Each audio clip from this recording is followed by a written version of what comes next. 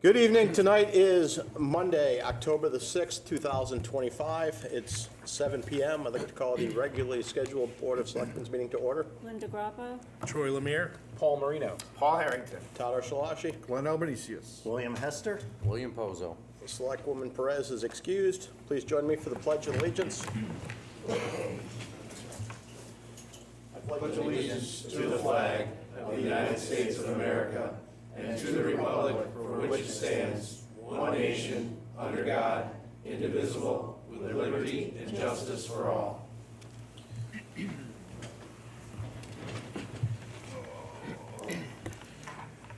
Agenda review. Anything? I just have a typo. Okay. Line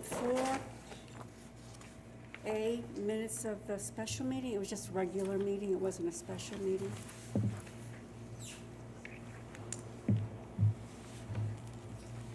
Anything else?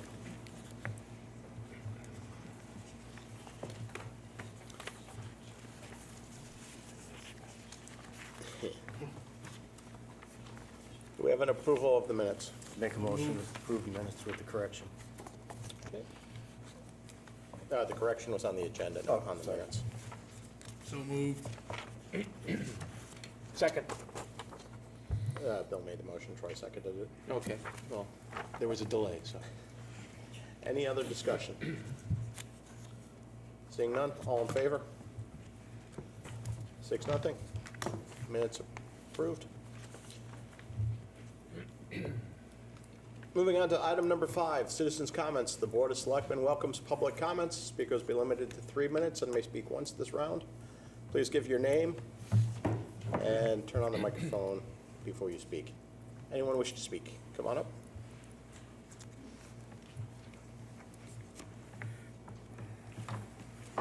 Michael Knoll. Hit the red button. Jeff will get it for you. Thanks, Thank you. Michael Knoll, Moorland Road, Winchester. I've got 3 things to say. One is, has anybody gone to Mario's or come out of Kent's Pizza? Yes. Have you ever been almost hit by a bike or a skateboarder? I've been almost Well, hit by a car. My wife and I have gone to Princeton a couple times to see her sister, who's a professor down there. Anyway, on the flagpoles down there, or the poles, they had walk your bikes, walk your skateboards. Now with these e-bikes, they really zip down there. It was just on Main Street. And the other one is, I think there should be police officers down at Raleigh Street playground. I know alcohol isn't allowed down there. Am I correct? That's correct. But over at the ball field down there, you smell marijuana. My grandson asked me a couple times, "What's that?" I told him it's someone burning rags. But I think there should be some police officers down there instead of going up to the Forest View Cemetery. I seen a couple of police cars go up that way and park up there. There's nothing up there. And the other one is, I've been here before for this, was the naming the bridge New Street, or just name New Street after the two Samuel Horn and Westlake Gibbs, 2 Medal of Honor recipients that are buried up in Forest View Cemetery from the Civil War. I talked to Jay Case a couple times last year, and he told me they'd bring it up this year. So I called him a couple times, left messages, nothing. So last year he told me, well, they're arguing over different stuff over there. I look in the paper and they're arguing over the state bug they didn't want the praying mantis because that come from another country. I don't know if they ever settled it.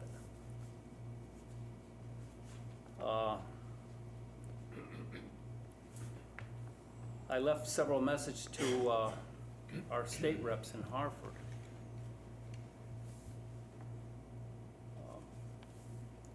What's his name? Jay Case and Steve. I forget his last name now. Harding? Yeah, Steve Harding? yeah. Nothing. I just like that settled. But this is about third or fourth time I've been down here for this. You know that. Yep. We will, And November 11th is coming up. It would be something, do something nice for them. all right, we will try to get that to the nomination committee. You need to wrap up, though. You're over 3 I'm minutes. asking now the Board of Selectmen to try and do something, you know. It's a shame that we can't do anything for them. And I'm not ashamed of being a patriot. All right, I'm through now. Thank you. Thank you. Thank you. Who else wishes to speak?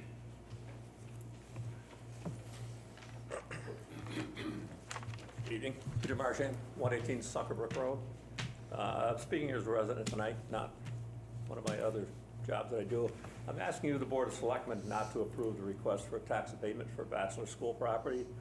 This property should be taxed at its appraised value until the project's completed.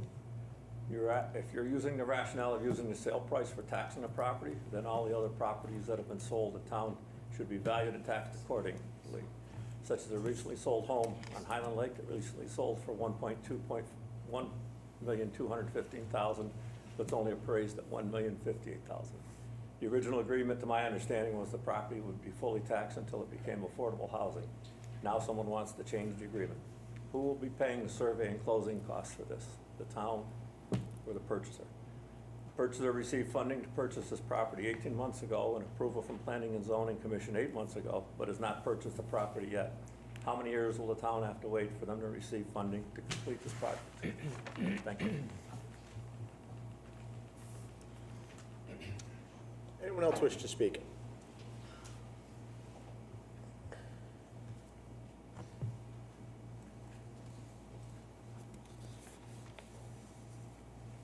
Deb Jablonski, 181 Mullins Hill Road. I'm here in objection to the abatement for the housing project for Bachelor School, just as the previous gentleman. It has been taking quite a long time, and I am not surprised that they're asking for a tax abatement. But at the meeting, when this was approved, for the special meeting, it was by a very slim margin that it was approved. However, at that time, I asked several times, I finally got an answer, that the property at that time, according to Josh Kelly, that it was $1.6 million value, but it was 2 years prior to that special meeting.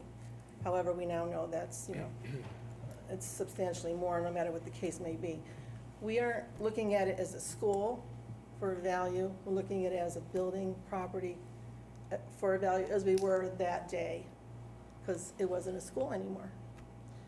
So when we went to that meeting, they had stated, they being the housing authority, that they would, because the question came up, they would not be seeking any type of tax reductions. And here we are, asking for a tax abatement. And what's to stop them at some point in time down the road that maybe they want to sell the property? Are they going to come to Winstead Town Board of Selectmen meeting and say, ask for permission to sell it for a profit? No, they're not going to do that. Do they have the right to do that, sell it for a profit? Absolutely they do. So what's to stop them from doing that? So this is turning into a affordable housing, which I'm not against. However, we will not get any tax money from any individual that lives there unless they own a vehicle. They may pay property taxes on a vehicle. So it's going to be 35 plus units at whatever, rental, and that's it. So I'm confused as to how they came up with the property being valued at $4 million now. Am I correct reading that?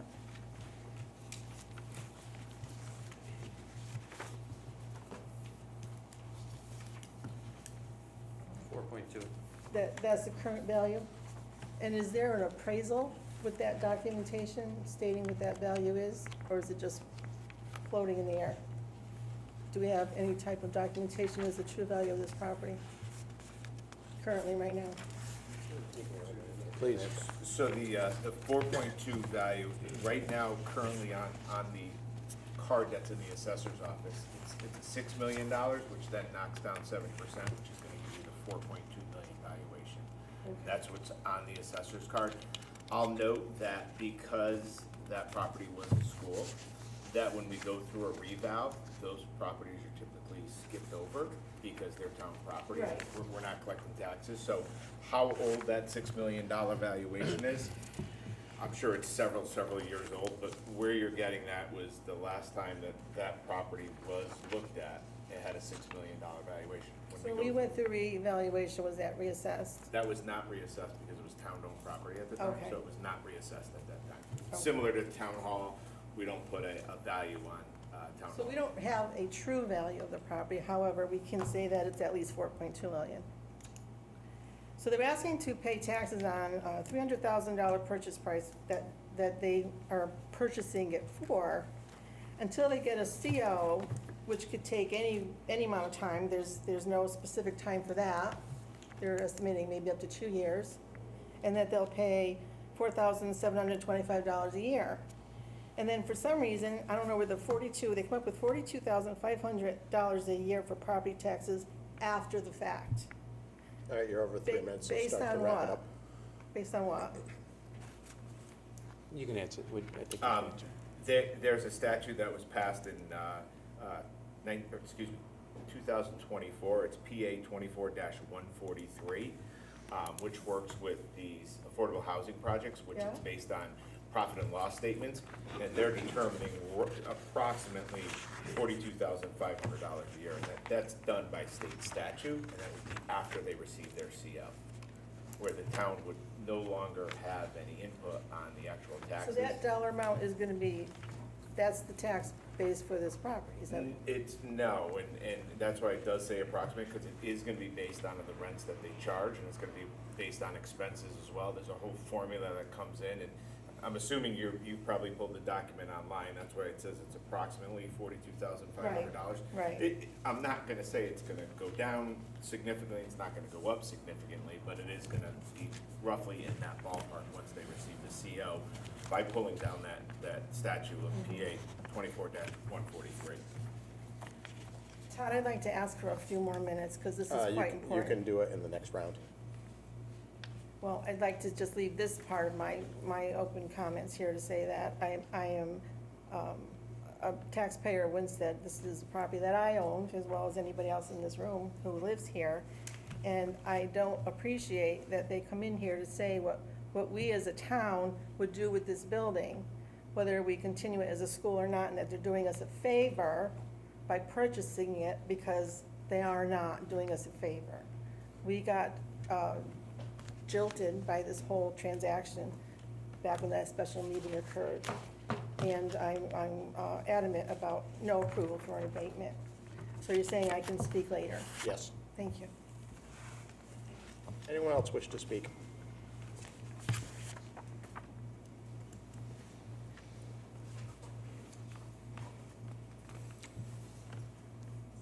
Seeing no one else, moving on to item number 6, Town Manager's Report. Thank you, Mr. Mayor, and good evening, board, and good evening, residents of Winchester and our guests.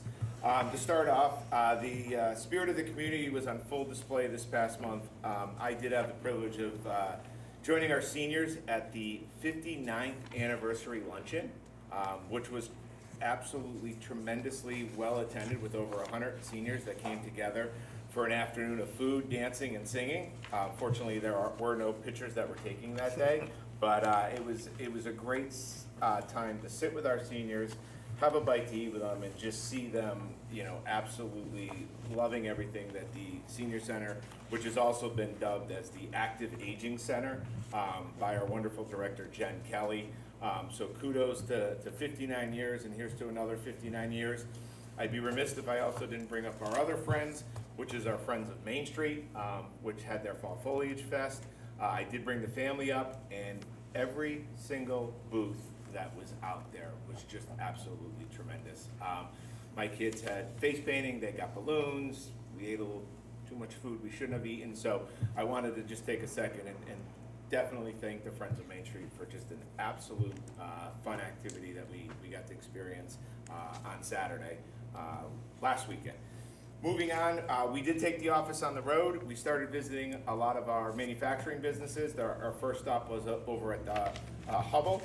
We met with upper management and pleased to share that they're making further investments into their facility, a clear sign that their ongoing commitment to Winstead. Management had high praise for the support that they're receiving from Town Hall, particularly noting how smoothly the land office is functioning and how they're handling all of their upgrades. From there, after Hubble, we went over to Fairchild Industries. The owner has put significant capital dollars into his business. For those that aren't familiar with Fairchild Industries, it's a machinist type environment, which typically all of those type of environments that I've walked into did not contain air conditioning. He, the owner, and Leland, there we go. Leland actually has made a capital investment and has put air conditioners in all of his workspaces in the back. And just walking through Fairchild Industries and seeing the employees, how happy they were. I happened to go out there on a very warm day and seeing all of these new ACs. But beyond the AC investment, Leland is looking to actually increase the footprint of his building as well, saying that business is up. Great little backstory, that he actually came up from Texas and fell in love with that particular business and fell in love with Winstead and actually purchased it a few years back. So congrats to Leland, and we look forward to watching you grow. Moving on, EDC Job Fair. Economic Development Commission held its annual job fair, which drew an impressive crowd. We welcomed our newest business marshals into the mix, and attendees took advantage of the free professional headshots that were provided by Allcast. Employees reporting meeting a number of strong candidates, and several local businesses expressed gratitude for the opportunity to connect directly with residents. The energy in the room was positive and was encouraging to see so many people eager to work and invest in our community. So again, the beginning of this manager's report is a lot of shout outs to all of our boards and commission, the EDC, great job on the job fair that you held last weekend. Now on to the business. We do have a new IT service provider here at Town Hall. As of October 1st, the town has entered into an agreement with Novus Insight, based in East Hartford, to provide managed IT service. The decision came after a competitive RFP process. Novus will handle our IT needs for the remaining 9 months of fiscal year 26, as well as fiscal year 27 and 28. We expect this new partnership to save the town roughly $85,000 over the next 3 years. I've worked with Novus in the past. I can also let you know that Novus is also a company that is CROG vetted, meaning that we actually didn't have to go out to an RFP process. The state has allowed certain agencies that tick certain boxes and agree on prices. Novus Insight were one of those, but we felt best as a team that we go out, see what the bids look like, and Novus at the end of the day ended up winning it. And you can see that over the next 3 years, the town's gonna be saving $85,000 in our IT services, which is great. If you hadn't had a chance, I'm pleased to announce the launch of our new refreshed town website. The updated design feels a little less cluttered, at least to me and some of the other people I've spoke with. It does make it a lot easier to find what you need. If you're ever unsure of where to look, if your button's missing, please, please, please just go in the little white box that pops up on the start of the screen, and the exact words are, "What can we help you find?" That should point you in the right direction and show you the link that you're looking for. I know I've had a few requests from residents, what about this button, what about that button, what about this? If we load it all back onto our homepage, it's gonna look like the old homepage. So we try to declutter it a little bit, put that little search box. If you don't see exactly what maybe your favorite item is, type it into that white box and it's gonna bring you right to the point that you're looking for on the website. Again, this is an opportunity for me to pitch. If you haven't signed up for Everbridge, I implore you to do that. It's a get notified button on the town's website. Literally will take you 30 seconds. You can sign up for what you want to subscribe to. Great example is we had a water main break last week. I sent an email out to the Board of Selectmen. Sorry, Bill, I'm going to tease you a little bit, but Okay. I sent an email out to our Board of Selectmen. I obviously social media channels, our website, and then I obviously hit our Everbridge. Now, Bill sent a great email to me that following morning. Maybe it was a text, and Bill's exact text was, "Hey, I didn't get the Everbridge update." And I said, "That's great. because what I did with that particular update is I geofenced the area that was affected with the water main break. Bill obviously doesn't live in the area. Does Bill really care that he's a selectman, so of course he cares, but as a resident, if you have water, I don't want to send out mass panic. Really what Everbridge is used for is great communication, and I never want to over-communicate with you, because at the end of the day, when there is an important message and I tell you that there's a water main break that never affected you, I don't want you looking at that message, I want you looking at the important one. So we just geofence some of the areas, so if we send out a message and you don't get it, but maybe one of your friends did, it may have only affected their area and not at your area. But a big message, you know, when we ran out of water last year, obviously that would go to everybody if we have to close roads down, things of that nature. But we are using the geofence technology in Everbridge, and that if it's in your area, we're definitely gonna let you know. And then obviously we'll put it up on our town's website and obviously on our social media channels. DDS contract negotiations, we're currently negotiating with the Connecticut Department of Developmental Services.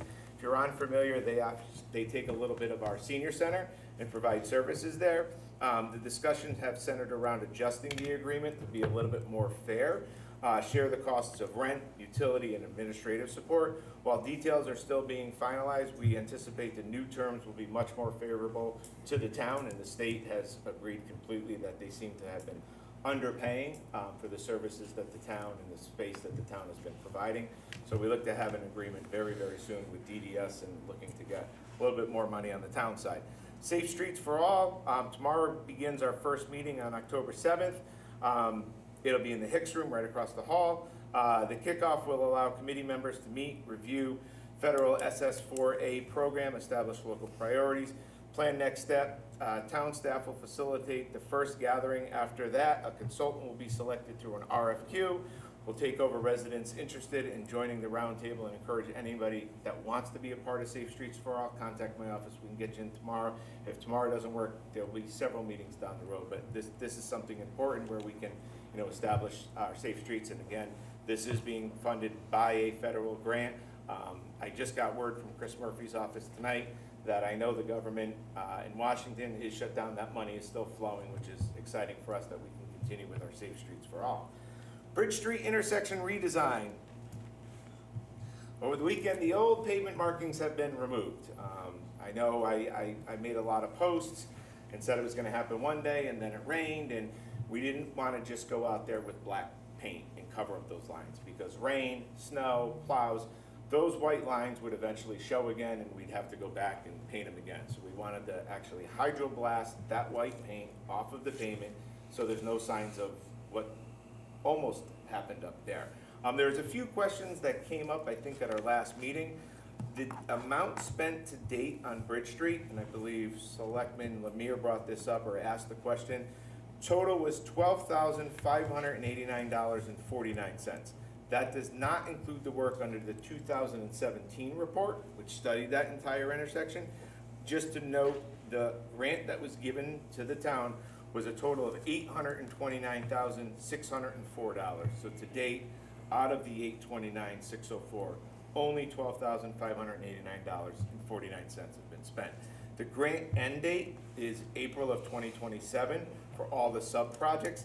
Given the complexity and the remaining work and trying to figure out all this stuff, we are going to DECD and asking for a possible extension of the grant.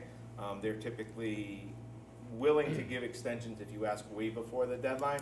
So we're starting to gauge DECD for a possible extension because we want to get it right. We will get it right. We'll obviously have more meetings about it, but there you go, and I hope that answers your questions. One of them, has it gone back to engineers? Is that where that project stands now? Yes, it's back at engineers, and it's back to unlocking, you know, new ideas. Gotcha. And that's gonna take a while.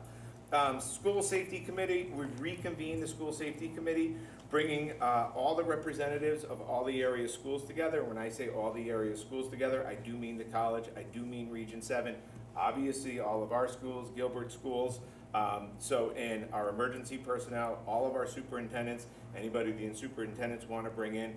Our goal is to coordinate our efforts to ensure we're proactive about protecting our children. The first major task is in improving communications between all of us and determining the most effective way to reach everybody in an emergency.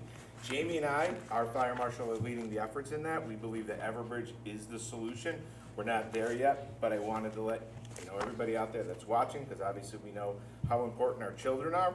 An example of this is when schools are doing drills, and drills are important, that we all need to know that drills are happening, because if we get a call at the office and they see a lot of kids outside of a school building, parents may panic and they might want to know why. This way, a small, unique group of people will know what's going on at the schools. We're obviously not going to disseminate this information because we obviously want to take our drills seriously, but we have started our school safety committees. We had our first meeting last week. It was a 2-hour meeting.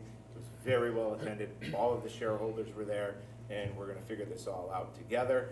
Another example was over at the college campus. It was reported that a gentleman was walking with a rifle in his backpack. We knew nothing about him. Connecticut State Police, or the state police that protect the college, they had the information, but our own officers didn't know the information.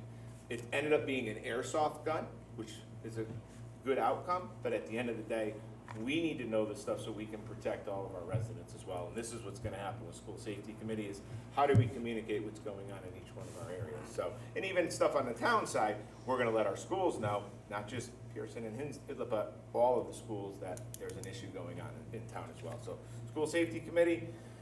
2 more things, I promise. Marshall's grand opening. Happy to report Marshall's is slated to open on October 23rd at 7:30 a.m. is the ribbon cutting. They do open their doors at 8 o'clock, so they do want to cut the ribbon at 7:30. If you can, please come out. Let's welcome our new business to town. So October 23rd, it's an early start, 7:30 a.m., but please, if you can, come on out on October 23rd. I believe that's a Thursday. And last but not least, October is Breast Cancer Awareness Month. You'll see me in pink throughout the month, including tonight. Obviously, it's a small way to show support for those fighting the disease. Remember those we've lost. Help raise awareness about the importance of early detection and research. This has personally struck my family many years ago. I'm proud to sit here today and still have my mother with me, who is a survivor with early detection. I encourage everyone to join in however they can, whether it's by wearing pink, scheduling a screening, or supporting a friend or a loved one. With that, I'll open it up for questions. You said the Novus IT company, Yes. 2 years, 9 months? Kind of a weird contract, isn't it? It is, yes. When we looked at it, when we opened up the contract, we saw that this contract actually ended in October.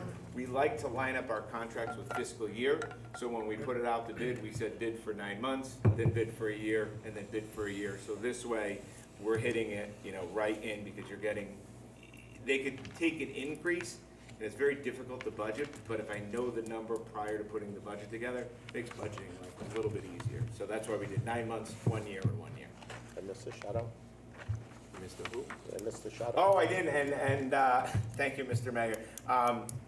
Point of personal privilege, my children, who are very young, actually sit home and watch me on YouTube on nights that I have. So hello, Cora and Henry. Thank you for bringing that up. They're gonna love that.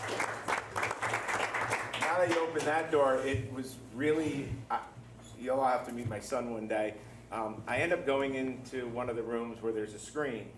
He's literally watching us, like the rerun version of us. I was home that night. I go, oh boy, I got to keep an eye on this kid. So, so hello, Cora and Henry, and welcome to Winstead. But yeah, they watch me on TV because I can't put them to bed tonight. My son watches the rerun versions. I don't know. Any other questions from the board? The only question I have was not in your report, how are we making out on Main Street, and what's their end date for Eversource? Oh, great, excellent question. That project it's on schedule. That project should be wrapping up by the beginning of November. Anyone else? So did New Insight do the new website as well? No, believe it or not, Civic Lift, who was our current website provider, I worked with Evan, thank you. I worked with Evan, and we worked for the last several months creating this new website in the background. So the good news is that everything stayed where it was. The good news was is all of the information came over. Really what we did is we just made it a little simpler. So Evan over at Civic Lift out of Torrington is still our website provider. Just working with him and pulling some of the best practices. I don't want to say that we reinvented the wheel. We just looked at a lot of municipal websites and we said, what works? What do we like? What don't we like? And let's bring in everything that we like and we created, you know, what you see before us now. If something is wrong, please, please, please, there's a lot on our website. I think we got it all, but if you see something, I have no pride and ownership in it, let me know and we can get it changed immediately, so. Is that it? Moving on to item number 7, correspondence, 52A White Street, 824 referral. I just put that in the packet because I felt that it was was correspondence that did come from our consultant group, Jeremy DeCarly, who talked about 52 White Street at the Planning and Zoning Commission on September 22nd. You can see that it does check some of the boxes of the POCD. If a house were to get established there, they had a couple things that they suggested that we do if we do go and list this property or sell this property. Has to deal with a lot of easements for drainage and for sewage and all of that stuff. All very important things, all things we've thought of as a town as well before, you know, we even thought about listing this property. But I did want to get you the 824 referral. That Planning and Zoning came back with we have a Planning and Zoning member here, a positive referral to listing that property. I leave it with the board and what they would like to do next with it. What's the next step to get it listed? You direct me to list it. I'll work with our realtor, Dave Sadarana, come up with a price, come up with any type of things, and then we can either bring it back to you at our next meeting in executive session, see if you like the price, not like the price, or take the recommendation of the realtor and put it on the MLS as soon as you Need that in the possibly form can. of a motion? I could use it in a form of motion to work with our realtor to list 52 White Street. Exactly what he said. We have a motion, do we have a second? Second. Thank you, Bill. Any discussion? Is this, so it's 2.5 acres? 2.5 acres, So how yes. many parcels are they? There's 2 now, they could be merged. They're looking to merge the 2 parcels. This is under planning and zoning, and I agree with what planning and zoning is recommending, is putting them together, but there is a lot of the 2.5 acres that's very unusable because of swales and There's a because large of. drainage swale that runs down through there coming from Wallen Street. And there's also a small piece of property on the north side of Nanny Drive, which I think was even recommended at the town. Which is the two partial, the 2 parcels that Selectman Rob was bringing up. Other questions? All right, we have a motion, we have a second. All in favor? Thank you. 6-0, unanimous. All right. Moving on to 8, boards and commissions. Bill? All right, tonight we have one reappointment for planning and zoning. Adam, and we're gonna call. Quaglaroli, okay. Thank you. Yeah, thanks, Pete. Up for reappointment, term end date 10/2030. I'll make a motion to reappoint Adam Quigliaroli, Planning and Zoning member, 10/2030. Second. What party is that? G? Green? Green Party. Okay. Any discussion? Do we have a second? I did. Okay. All in favor? Unanimous? Next, up for consideration, Thomas Cook, Zoning Board of Appeals, Party Republican,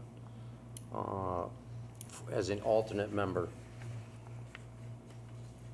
Application date was 10/2/25. So he will be up for nomination appointment at the next selectmen meeting. And next, we have a nomination appointment. Date was 10/29/24 of Janet Perry. I did have a conversation with her. She'd like to move forward Planning and Zoning as an alternate, Party Democrat, term end date 10 of 2030. We have a motion, do we have a second? So moved for the motion. Thank you. Any discussion? All in favor? 6-0, unanimous. And that's it. As always, we have many openings on the boards and commissions. So if anybody's looking for something to do in the evenings, feel free to reach out. Thank you, Bill. Moving on to item 9, unfinished business. We have no unfinished business. Moving on to item 10, new business. A, Winston Housing Partners tax abatement request. Paul. Thank you, Mr. Mayor. With us tonight is the Winchester Housing Partner. I'm going to bring up Deirdre and Jocelyn, so please come on up, hit the microphone. They do have a small, our presentation, some designs that they do want to show you. Deirdre, if you just want to, there you go. Hi, I'm Deirdre Houlihan-DeCara, and I'm serving as president of Winchester Housing Partners. How it came about was when we built the Susan M.B. Perry Senior Housing. We started in 2000. We cut the ribbon in 2008. And Larry Hannafin, who's on he's president of Susan M.B. Perry. He is vice president of Winchester Housing Partners. We sat in our meetings and said, if there's another project to do, we know there's so many people waiting to get into affordable housing. So Susan M.B. Perry is a HUD 202, so it's a low-income senior project, 20 units. So shortly after, we learned the bachelor school was in an RFP with the Board of Selectmen, and working with Jocelyn Ayer, who is the our director of Litchfield County Center for Housing Opportunity.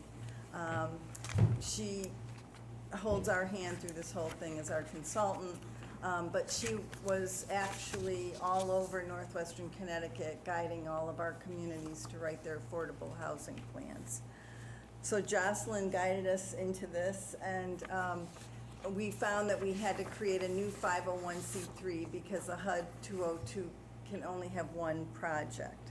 So we created Winchester Housing Partners, and we have 5 members on the board, a group of laymen doing a project because we see the need.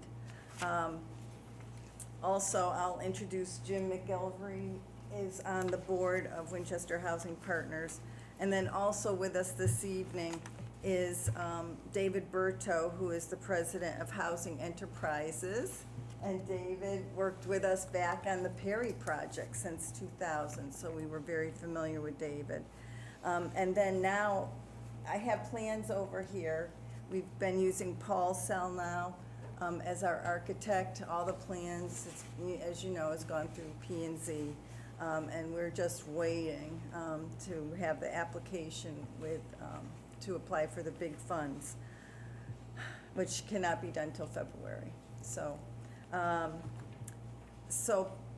everything's ready to roll as far as we know, but working with us is our partner, David McCarthy of Heritage Housing. And so I'm inviting David McCarthy up because he's going to do the presentation today. Okay, wonderful. Good evening, everyone.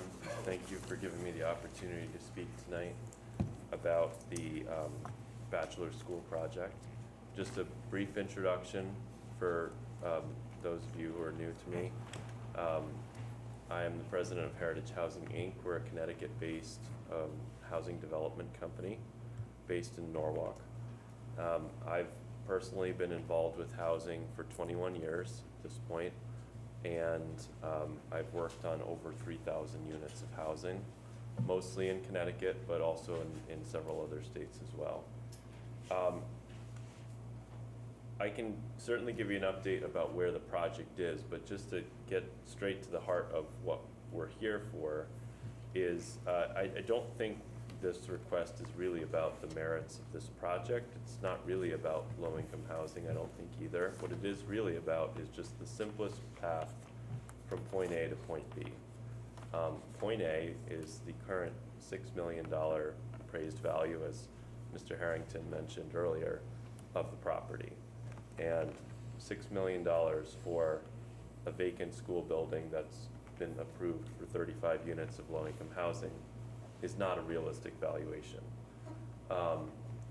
Point B is a valuation of what that building would be in the open market as zoned for 35 units of low-income housing. And what we're proposing is a temporary agreement that sets the assessed value at what we're offering to pay for the property, which is what we think is its worth in its current status. The alternative to this would be to sell the building as is to us, and for us to challenge that appraisal value through the revaluation process that happens annually through the, I think here it would be Board of Adjustment Appeals in Winstead, or is that a different? Assessment appeals. Or, yeah, sorry. And I don't think that $6 million valuation would hold up. It might get approved by the town, but it would not hold up in a court challenge. And so we think that we're aligned here in that we kind of know where the end point of this is going to be, one way or the other, and this is just the simplest, most straightforward path to get to that point. We are committing in our request to maintaining the property after its completion. Once it's been completely renovated and opened as housing, we are still committing to maintaining it as a ad valorem tax property. And so that has not changed, and per the memo, our estimate of what that would pay to the city would be $42,500 a year. That's just an estimate based on a capitalized value of the rental streams, as Mr. Harrington indicated. So I will stop there about the request, and if you want me to do any updates about the project, I'm happy to do that. You can do some updates if you'd like. Sure.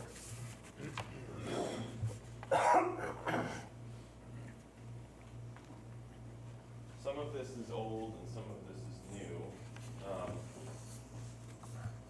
Don't know the best way to do this, but I will just do this. That's okay. I could hold it right here at the table. Okay. This you've probably seen before. This is our rendering of what the building may look like. We're still working on the design details. But it's an existing 1950s era school building. It's not historically designated.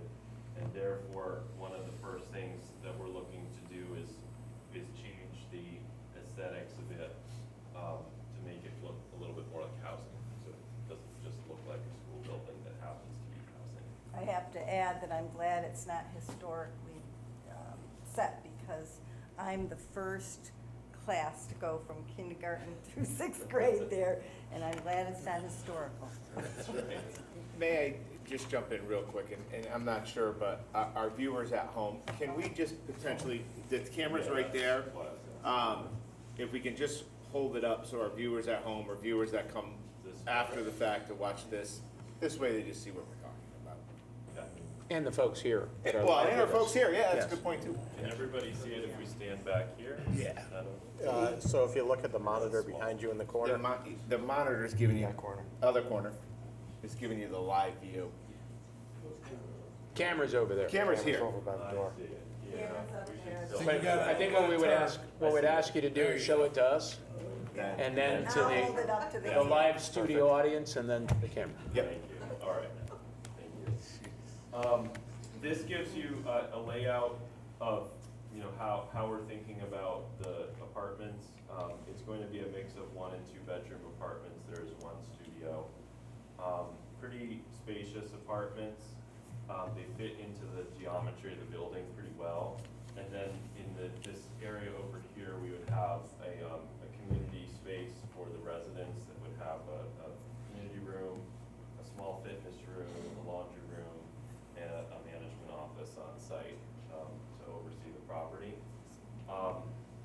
We would also, maintain the original entrance to the building and then have a kind of main entrance to the side here where we're a little closer to a lot of the parking is. This area behind the building is currently sort of a courtyard, and we would we would continue to use that as a courtyard. And then, yeah. Before you move on to the next, can you tell us how many one bedrooms, how many two bedrooms? And let me get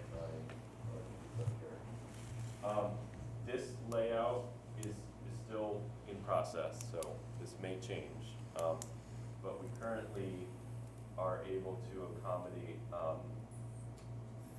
16 and 17. 17 one bedrooms, 19 two bedrooms, and 1 studio. And if you do the math, you'll realize that's more than 35. We are currently laying out 37 units in the building, and we plan to go back to zoning to request approval for the additional 2 units. And then the second, just show everybody here. And then lastly, the building has sort of 2 wings. One is sort of higher and one is lower. The upper area, we have this first, would just be additional apartments. And just to give you a sense of where we are timeline-wise, as Deirdre indicated, we are getting ready to apply for funding from the state in February. And so we're in the process of advancing these plans to construction level documents.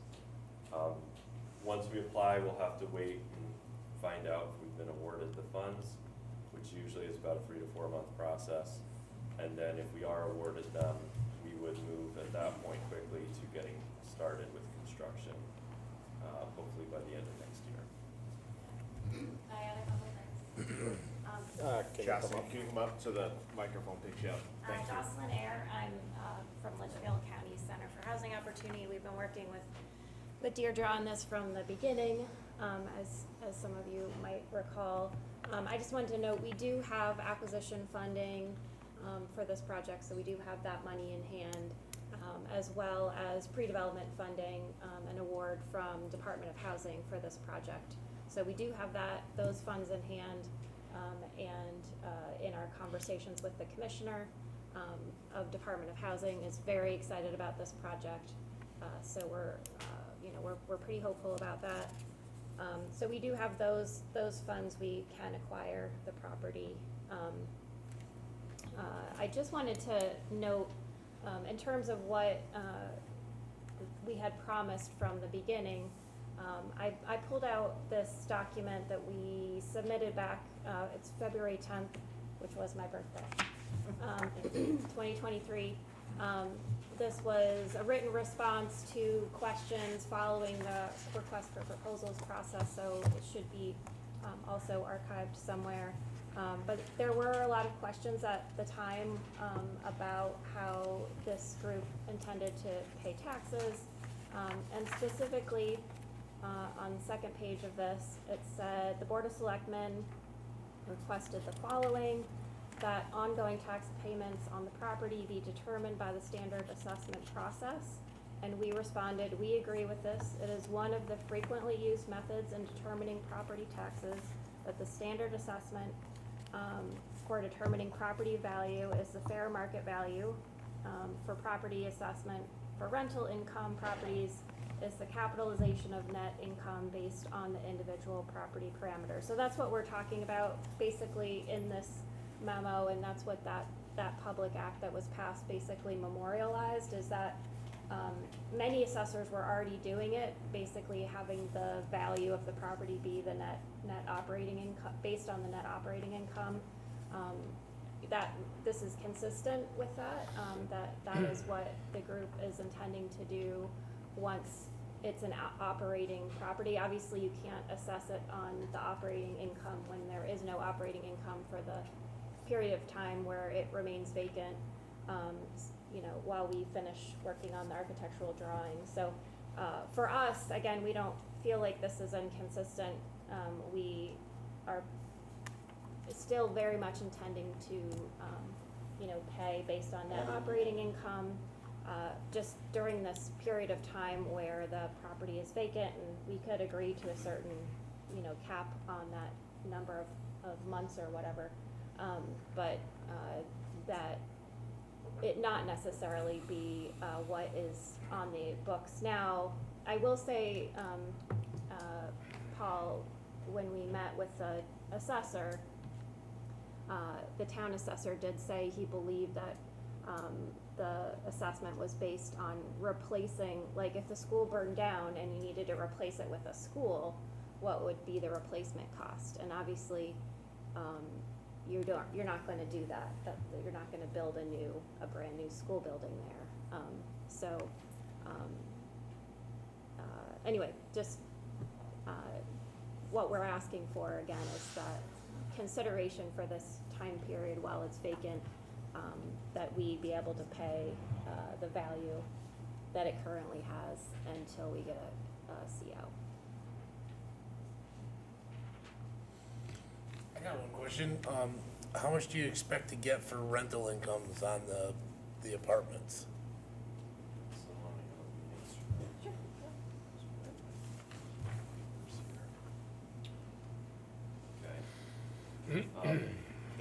That obviously depends on exactly what the rents are at the time it opens, and those are not known now because they're set by a formula.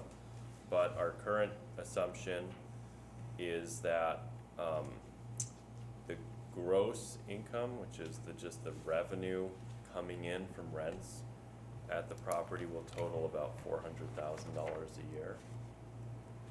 Are you asking what an individual would pay? Yeah, because I know what apartments are now in Winston. sorry. I want to know what you guys are going to be charging. Thought we were over getting there. into the finer details of the tax No, assessment. like what will a rent? The rents will be set at a range of 50 to 60% of area median income. And what that means is the area median income in this area is $114,200. It's for all of Litchfield County.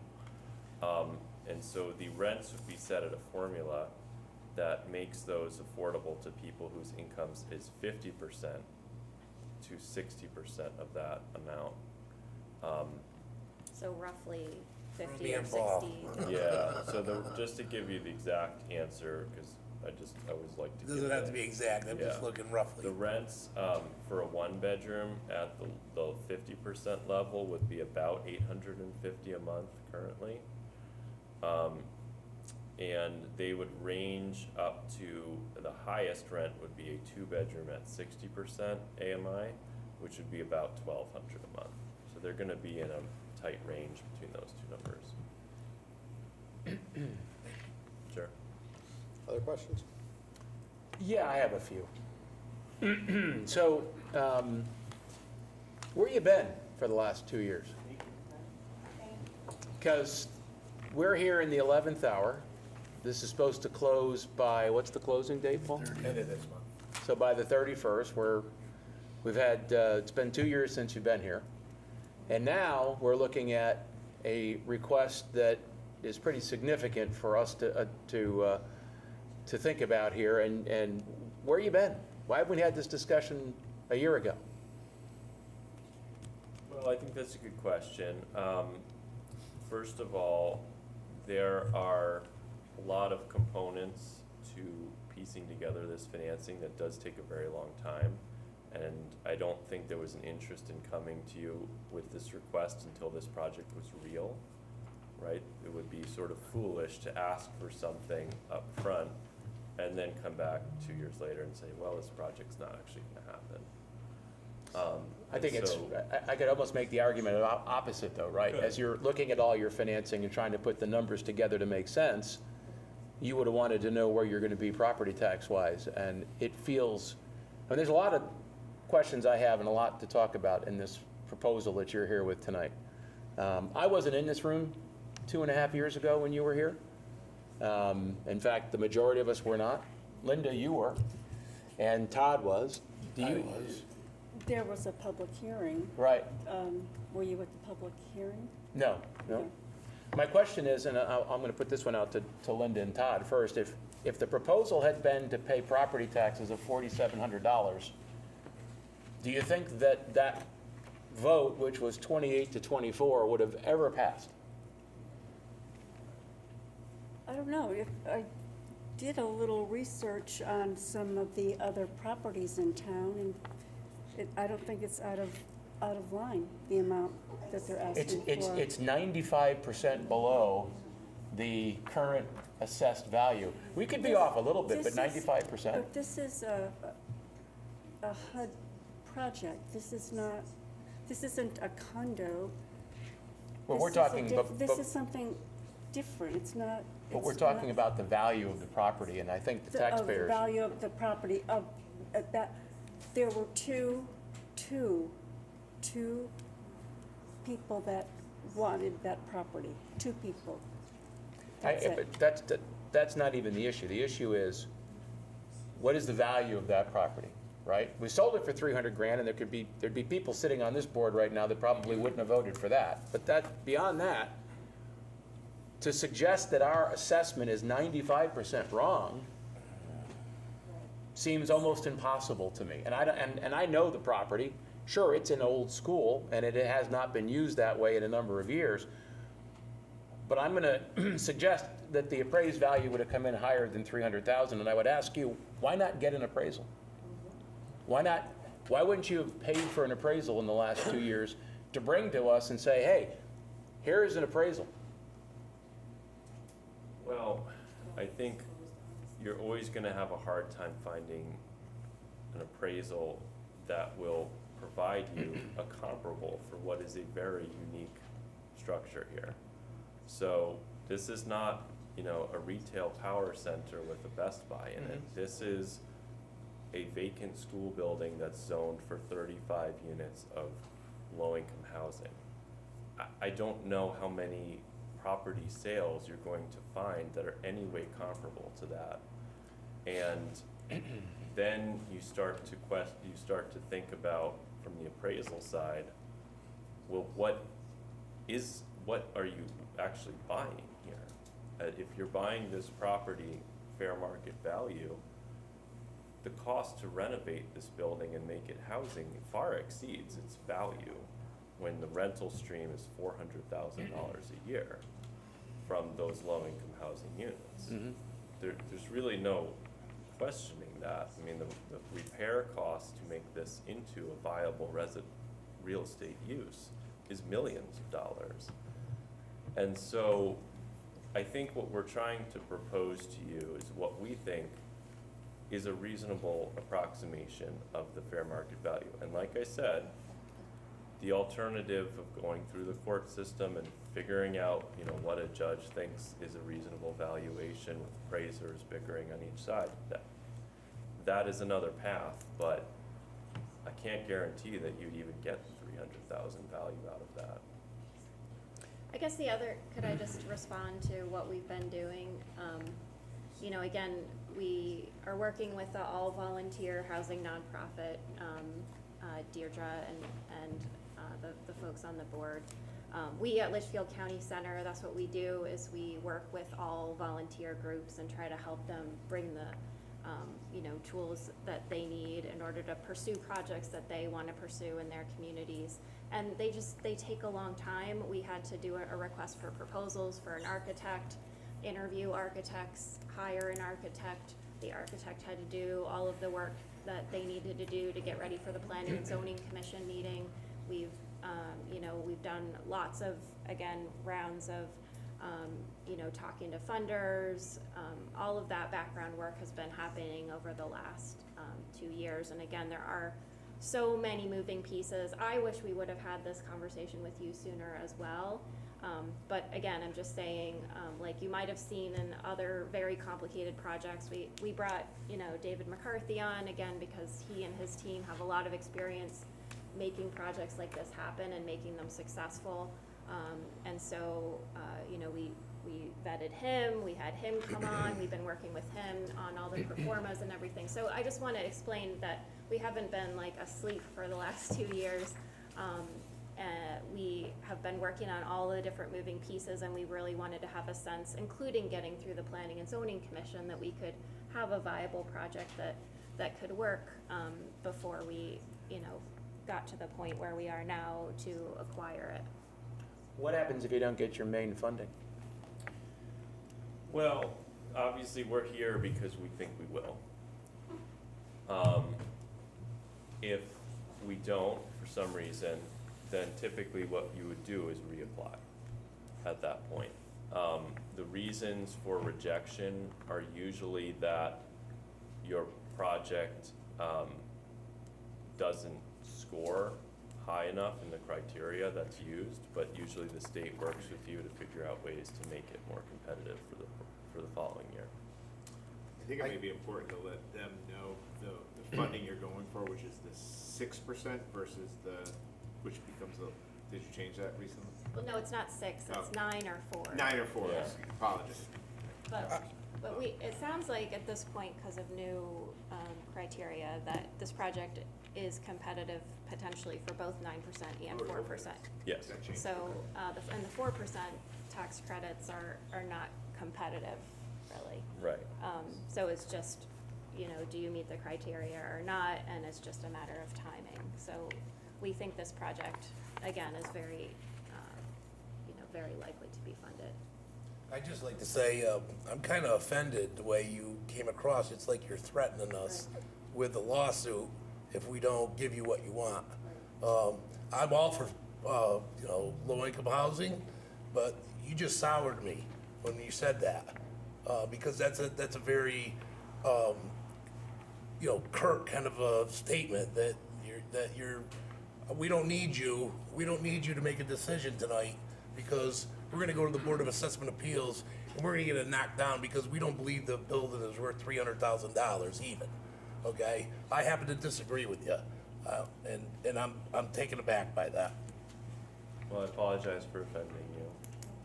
We definitely need you, and, you know, we definitely, again, hope that you see you know, we can start paying some taxes starting November 1st. And then we will work, believe me, we want to get the CO as quickly as humanly possible. This group is paying a lot of money for you know, for carrying costs and mowing the lawn and security and all the things. You know, we've been getting funding from community foundations to keep it going.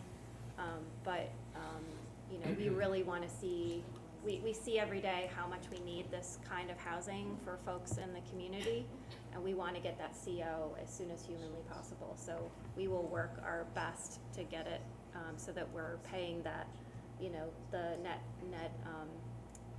operating income value as quickly as possible. And again, happy to set a cap on it if you want. Mr. Mayor, if I may, Board, in a number that I saw when I reviewed it again today, just so the Board's clear, because I ended up sitting down doing the math, I know I got this earlier. If you go off of your idea of saying that the building's worth $300,000, you want to pay taxes on $300,000, so you take the assessed value, which is then 70%, which is roughly $210,000, which then puts at our current mill rate of 29.7, it actually puts the taxes of $6,125.70. So just, if we're gonna lead with roughly, you know, I'm a numbers guy. What was that number again? So if you, I wanna have, 6120? make sure that the board is clear that if we're gonna say, and I don't know where they're gonna go with it, if they're gonna say it's a $300,000, you know, value, 70% is 210, 210, you know, divided by, it equals, at our current mill rate of 29.17, it actually equals $6,125.70.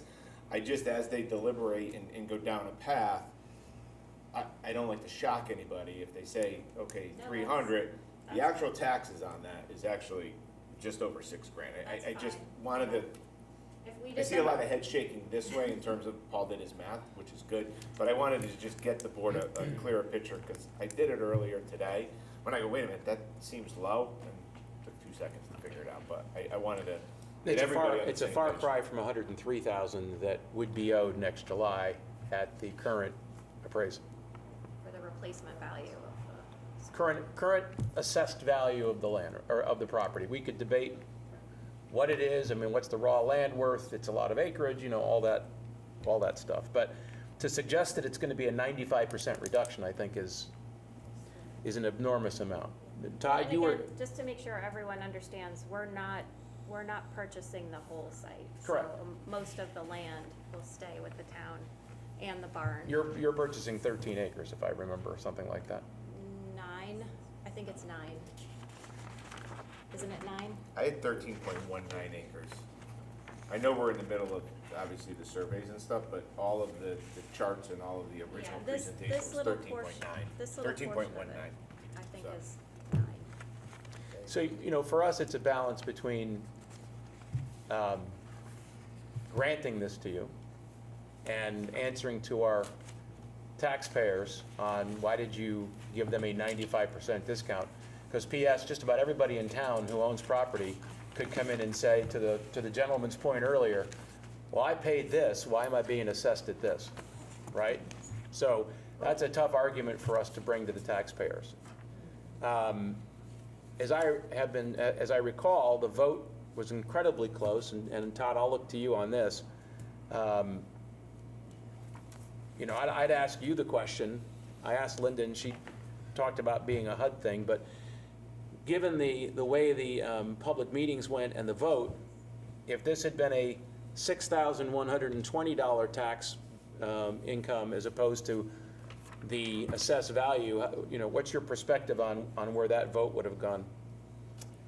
So the town meeting was a contentious meeting that night. It was a 28 to 24 vote, and it was said in that meeting that you would pay taxes on the appraised value. Had you asked for the abatement back then, I'm not sure you would have had those 4 extra votes. So I do have some concern about that.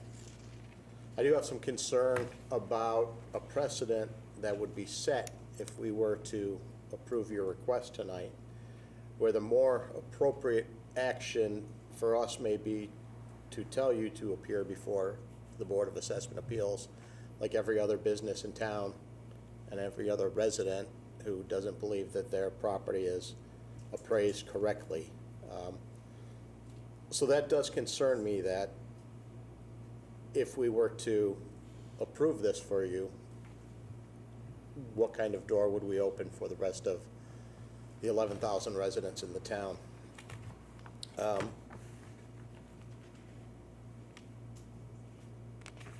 What drove you to choose that 4725 number as opposed to, why not going to the 425 number? Because there is no income until we get a CO. So again, you're talking about a local housing nonprofit with basically enough money to mow the lawn and try to keep the building secure and safe as much as we can. So again, we're just trying to figure out how to make all of the pieces work with the local housing nonprofit. I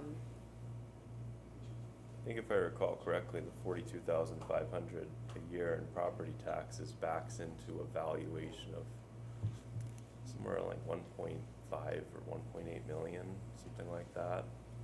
Just 1.456.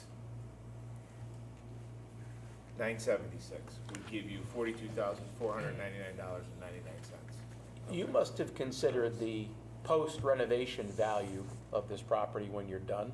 Where do you put it? Well, again, the number that Mr. Harrington just cited of about 1.5 million is about what we estimate the value of it as affordable housing to be. But that is, based on our best guess right now.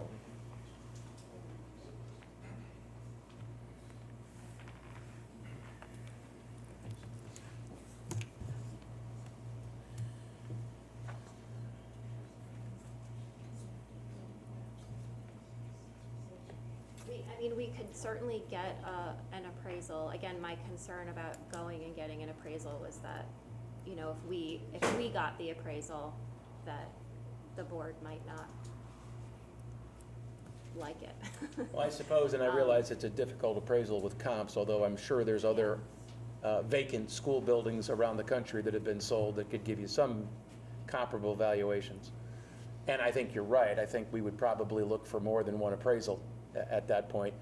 But if you're going to make an argument to BAA, you may need the same stuff. So I would consider that something you might want to do. But that's completely up to you, obviously. It's just, you know, for me to come here and say, yeah, it's worth $300,000 without any documentation, any backup, any comparables, anything at all to give us, and expect us to remove $100,000 in tax debt that'll be due next July. You know, 3 weeks away from closing, all of these factors just don't lean in favor of doing this, frankly. I mean, if we talked about this a year ago when you were going through the whole process, at least we would have felt like we were partners. Now I kind of feel ambushed with 3 weeks to go. Well, we definitely want the town to feel like we're partners, the Winchester Housing Partners name, as it says. So, you know, again, we would like to work with you on figuring out how to make this a community resource that we think it will be when it opens.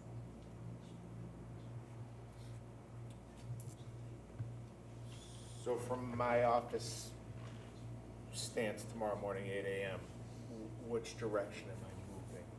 I guess two questions. If there's no action taken tonight, is the housing partners still going to move forward with the closing? I guess that's the first question.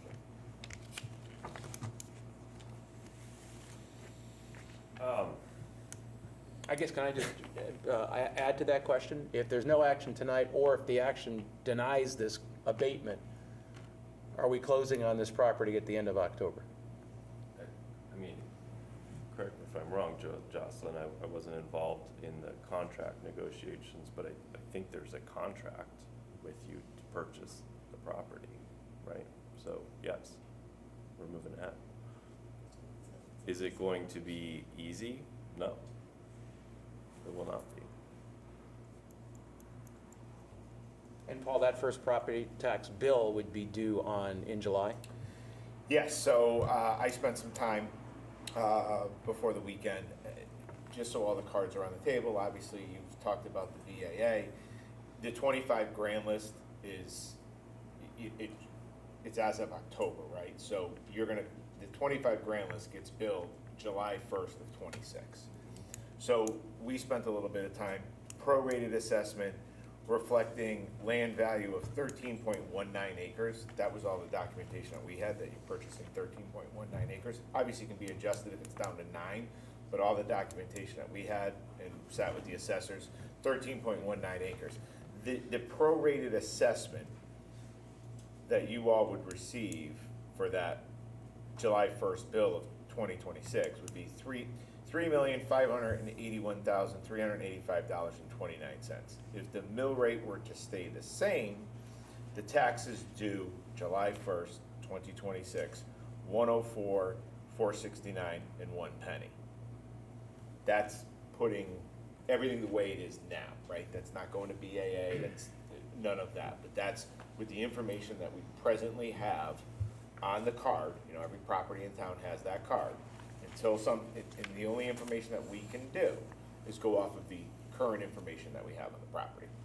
We're very familiar with it, obviously. So that's what our assessor's job is she takes the information, puts it in the machine, and it obviously spits out the numbers. So that would be the bill, obviously subject to a BAA or any other, you know, lever you all want to pull. But I think it's important to note that everything stays the same, 3.5 million assessed value, current mill rate, which can be adjusted during a budget process, obviously, puts it at about $104,000 in taxes. So on that, you obviously mentioned things that, you know, can't be done. Again, I go back to, you know, we have a closing that's, you know, supposed to happen by the end of the month, right? as far as the appraisal goes, I think they're right in that appraisals, you know, hired by an individual, tend to, put this eloquently, Well, especially when there's not a lot of comps. when there's not a lot of then comps, the right? Appraiser has discretion. You know, and to throw this crazy number out, right? We did a lot of work, you know, before we came to this meeting. You know, we sat with, you know, our junior assessor, we sat with our assessor, we made phone calls. You know, we came up roughly, let's say you get your CO, in the 27 grand list. Now again, this is balloons, but this is roughly what the town had thought. The building would probably be worth about $2.8 million all in. Now you guys are coming in at 1.5 million. So you already see, and you've seen BAA, you've seen, you know, trials and everything like that. One's here, and somewhere it's in the middle, right? So on the high side or on our side, we're probably roughly 2.8 million. You guys are at 1.5 million. What's the number? You know, hard to determine. You know, that's why there's a BAA process, and if the resident or the business owner doesn't, you know, like the outcome of the BAA, there's the court process, which I forgot the actual form that they fill out. So there's a process that goes into that, obviously. So full disclosure, we came up with on our side, we're not assessors, or I'm sorry, we're not appraisers, we are assessors. We came up at $2.8 million. You guys came up at $1.5 million. You know, what was your basis? What was our basis? We used all sorts of information to get us to where we were at. Clearly, there's an argument, yes, that it's definitely not worth $6 million, right? We know that's not a school, right? The rebuilding of a school is going to be a lot different than rebuilding, you know, an apartment building.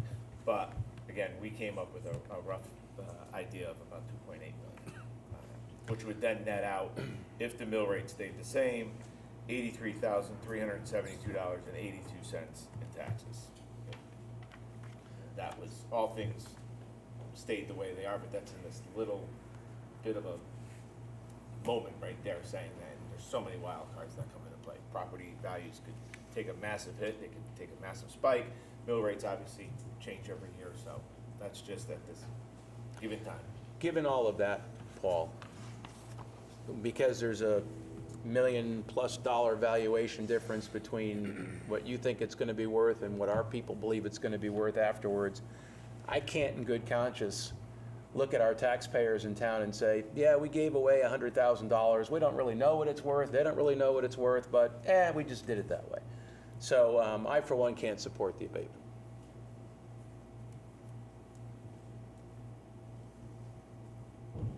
Not without more evidence, at least something that gives us something to work with. So if we're going to vote on this tonight, which I'm fully prepared to do, and I don't know who else is, but I would be voting against this change. I will also be voting against this. Has any attorney looked at this? Our attorney, Mr. Nellian, is weighing in on it, but he's not an appraisal attorney, so there hasn't been an attorney that's weighed in on their tax abatement. We just got this document early last week, so no attorneys looked into it. It's going to take time. If we want, we're going to have to potentially send out an appraisal on our side to get a number. And just to be clear, Linda, this is no way about the merits of the project. This is not just even determining that. This is simply saying, we have this piece of property that's valued at a certain amount of money. The taxpayers expect us to watch their money. And for us to give a 95% discount on the current tax bill and be able to look at the public, I don't feel is right. Now, if we had appraisals, we had evidence, that would be a completely different story. But on a you know, maybe, I can't do that. Jocelyn? I just wanted to note that you're not getting any taxes right now on this property. So again, we would love to start paying taxes and being a partner and getting this project done, and getting this kind of an agreement can help us get the project done, you know, more quickly, because we won't be facing the headwinds that we would be with, you I understand that you have a lot that goes into this project to make it work, right? Between the planning stages and everything you've been through. But frankly, from sitting on this side of this table, I feel like you're here at the last minute. I feel like you're unprepared with any kind of evidence as to what the value of this property is. And you're asking us to give 95% of the taxpayers' money away without anything to work with. I don't think that you came here prepared. And on that note, I'd like to make a motion that we deny the Winchester Housing Partners their tax abatement request. We have a motion, do we have a second? Second. Discussion. Would an extension allowing you people to get an appraisal? I think we have to deal with the motion that's on the floor first. Well, no, this is the discussion. We Okay. can discuss, yeah. Yeah, not a motion. Would that work? We can certainly come back with an appraisal. I think my one concern is I think I heard Mr. Marino saying wasn't even sure one appraisal would be enough, so maybe I could just ask the board to clarify what the ask exactly is. Would it just be us to bring back one appraisal? Would it be for the town to order an appraisal and for us to order an appraisal? I mean, I think we would need 2 appraisals, certainly. Because I would like to see what 2 professionals come in with, and I wouldn't be comfortable with just one. And to ask the town to pay for it, again, this is your ask. We made a deal 2 years ago that said this is what was gonna happen. You were gonna pay the taxes. We were gonna sell the property on October 31st, and we were gonna have this project done. That was the deal we made 2 years ago. Sure. You wanna change the deal, I think the 2 appraisals are incumbent upon you. Just to be clear, we're not changing the deal. The deal, Well, let me just, I think, I appreciate that perspective. The one question would be, let's say we did agree to do both appraisals. I'm assuming what you want to see is the town directing the second appraisal, not us, right? Because if we just order 2 appraisals, you have the same issue of who's directing what the appraisals do. I mean, I think it would make sense for the town to select one of the appraisers. And again, this is about protecting our tax base, our taxpayers, right? I have to look at them or meet them in the grocery store and around town, and when they ask me, how did you come to that decision? I want to be able to give them the right answer. Sure. And if I can say to them, we had 2 appraisals done, one appraiser we picked, one appraiser they picked, we had it reviewed by our staff and our attorneys, and everybody thinks that this is the average number, then at least we had a number. And then the other option is we take the vote and you appear before BAA, which is also an option. Yep, and I think that's what you ought to do. And, you know, I'll just say very quickly that the sort of 2 appraisers methodology is very common in resolving situations where there's an uncertain value, such as like if one partner in a business wants to buy out another partner in a business. Very common methodology. I think it's a reasonable approach personally to resolving this similar kind of issue we have. Any other comments from the board?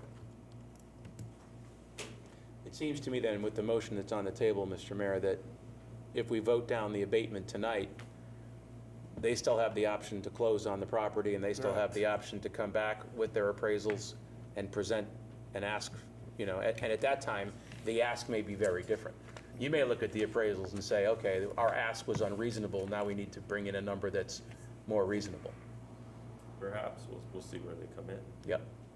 But I think tonight, you know, we have the motion that we would vote on, and, Yep. and if they want to come back, that'd be completely up to them.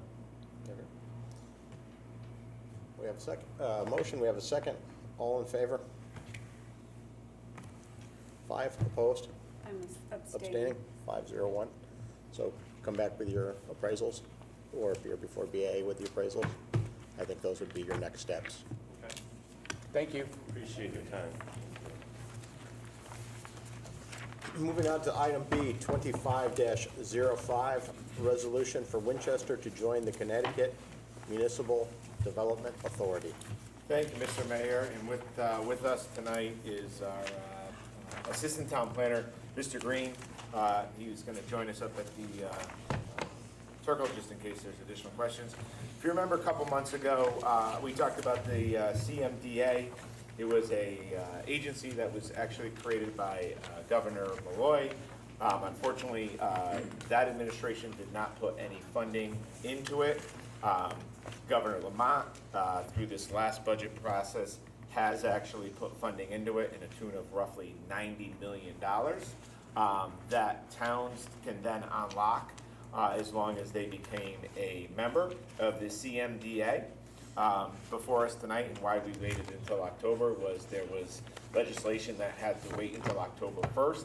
That it became a much simpler process, that in order to have the legislative body, which is all of you, to vote on it, we would need to have public input, which we have 2 public inputs at our Board of Selectmen meeting. So it checks the box that you can take executive action on this, because we did have 1 public input, but we're fortunate that we have 2 public inputs. David Kors is the executive director who was appointed to this agency by the governor, actually came out and visited me and Mr. Green. Thought Winstead is an absolute home run to be a part of the CMDA, and that he felt that he could help unlock some of the funding that they were privy to of $90 million. This funding works in a few sources. One, if a developer comes in and needs to apply for financing, they have very favorable terms in terms of the financing and the interest rates.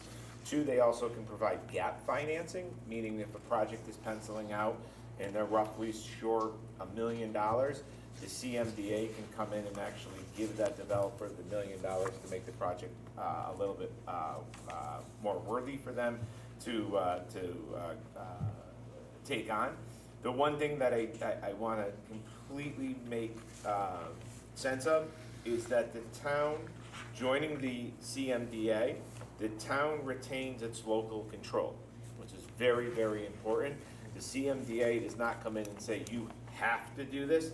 The town always has the last right to say, we're not doing that. This is just an option for us. And it's funny, one of the things that I do is I do look at many towns' agendas that are coming up. And there are many towns that are now taking action, because it's simpler to join after October 1st, that they all want a funding source. And what makes this really unique is that the big cities are excluded from joining. Where I've heard countless times where the big cities get all the money. They get all the money for development. The big cities are actually not allowed to join the CMDA. It's the smaller communities that the state is looking to help with this. So before you tonight is the resolution that there's no pride and ownership with this. This resolution was actually written by the CDMA. They gave us an example. We obviously tailored it a little bit, obviously, to what we need in our town. But this is a resolution allowing the town of Winchester to enter into the CMDA, and then we can start to engage in conversations and hopefully unlock any financial benefits that may come down the road. I'm going to turn it over to Jeff quickly to see if he has anything to say, and then open it up to the board with any questions. Thank you. Paul hit most of the highlights. I just put a couple of bullet points together here for you. This is a partnership, like Paul mentioned. They don't come in and tell us we have to do X, Y, and Z. They make recommendations. They would need to go through the normal process. So if we talk about revising some zoning regulations, so on and so forth, that would happen at P&Z. There would be public hearing, all that public input. So nothing there would change. We would be developing a targeted investment zone with them. So there's going to be a finite area where these potential dollars would go to. It's really, in our case, a Main Street plan, so Main Street and Main Street adjacent, so Willow, Alum Center, that kind of thing. But again, that would be developed along with our partners at CMDA. And as Paul mentioned, there's $90 million in funding to spur this smart growth. The town could apply for funds directly, or developers could apply for, as long as these targeted investment zones are codified. It's also a loan program, so this isn't like one-time investments. These funds would get paid back and continue to roll, not necessarily in town here, but throughout the state, and we'd be able to apply for more funds in the future. there's two ways CMDA looks at towns. Really, it's a transit-oriented development, and we tick a couple of those boxes, although we don't have a train station, that kind of thing. We do have dedicated bus routes here, 926, 927, that are at the college and the commuter lot. We also have easy access on and off Route 8, so that ticks another box, and the expansion of the Greenway. Those are all positive things. But where we come in strong is our walkable downtown. As Paul said, Director Corres came to visit with us. Even just looking out the window from Paul's office, he was saying, this is great, you guys got what we need here. So really, this seems like a win-win situation. If you have any specific questions, we could try to answer them, but like Any I said, downsides, gentlemen? I don't really see any. You know, I thought about them, and I, you know, before I bring anything to this board, I obviously have to put the weight of it and say, okay, is there a downside? Because, you know, this is me that's gonna take it, because I, you know, told you guys that this is a great thing. And I talked to some of my colleagues down in Hartford. They said, no, Paul, you need to be a part of this. Where else are you gonna go unlock $90 million? Like, there is no downside. Because, you know, when it kind of may look too good to be true, like your little spidey sense goes up, and every one of the big colleagues down in Hartford says, no, this is meant for a community like yours that can't compete with those big cities. And again, you guys have full control. If you don't like what CMDA is pitching, just say no and come up with a different idea, which is great. They're not gonna come in here and tell you, hey, you know, 10 Bridge Street needs to be this and the building should be that, and if you don't like it, then you're not getting money. Okay, well, we don't like it. And then we think of another option. Have you thought about projects that you think this might be used for? I think we look at all of our, I'll say legacy buildings, but those are all of our, and that terminology gets thrown around a little bit, but those are all of our older mill buildings, where in real world developers, and at least the ones that have looked at them already, there's a problem because to convert those buildings, it's very, very expensive. And a lot of developers, you know, they do it for pure, you know, profitability, that they're just not making profit by the time they have to remediate a building and do the build out of it. It just doesn't pencil out where a potential developer is going to make money. So if somebody wanted to develop one of those buildings and they needed assistance with the remediation or what have you, this is what these funds could be used for? This is what the funds are used for. You know, I know, Selectman Marino, you and I have had a conversation in our office. You want to talk about municipal parking lots. This is another funding source that can give us a municipal parking lot, whether it be anywhere on our main street. But these are the avenues where we don't need to go to our taxpayers, but we go to the state of Connecticut, who literally set up aside $90 million to try and, you know, spur some activity down here on Main Street. Good. All right, with that, I'd like to make a motion that we allow our town manager to join the CMDA authority. Thank you. Troy, is there a second? Just a correction on that, is that you'll see now therefore be it resolved that the Winchester Board of Selectmen hereby approves the town of Winchester joining the authority. It's not the town manager, it's the town of Winchester. Okay. So, Glad you got that. yeah. Or if you would like to approve resolution 2505. Even easier, Troy. And we will put that in the minutes, and we will send that also off to the I'd state of like to Connecticut. approve resolution 2505. Second. Thank you, Troy. Thank you, Paul. Any other discussion on it? Move it along. All in favor? 6-0. Thank you. Wish us much success, because we're gonna be on this first thing tomorrow. 25-33, police revolving funds. Town manager? Thank you, Mr. Mayor. So, I've done this in another community before, and a while back, we established a police revolving account.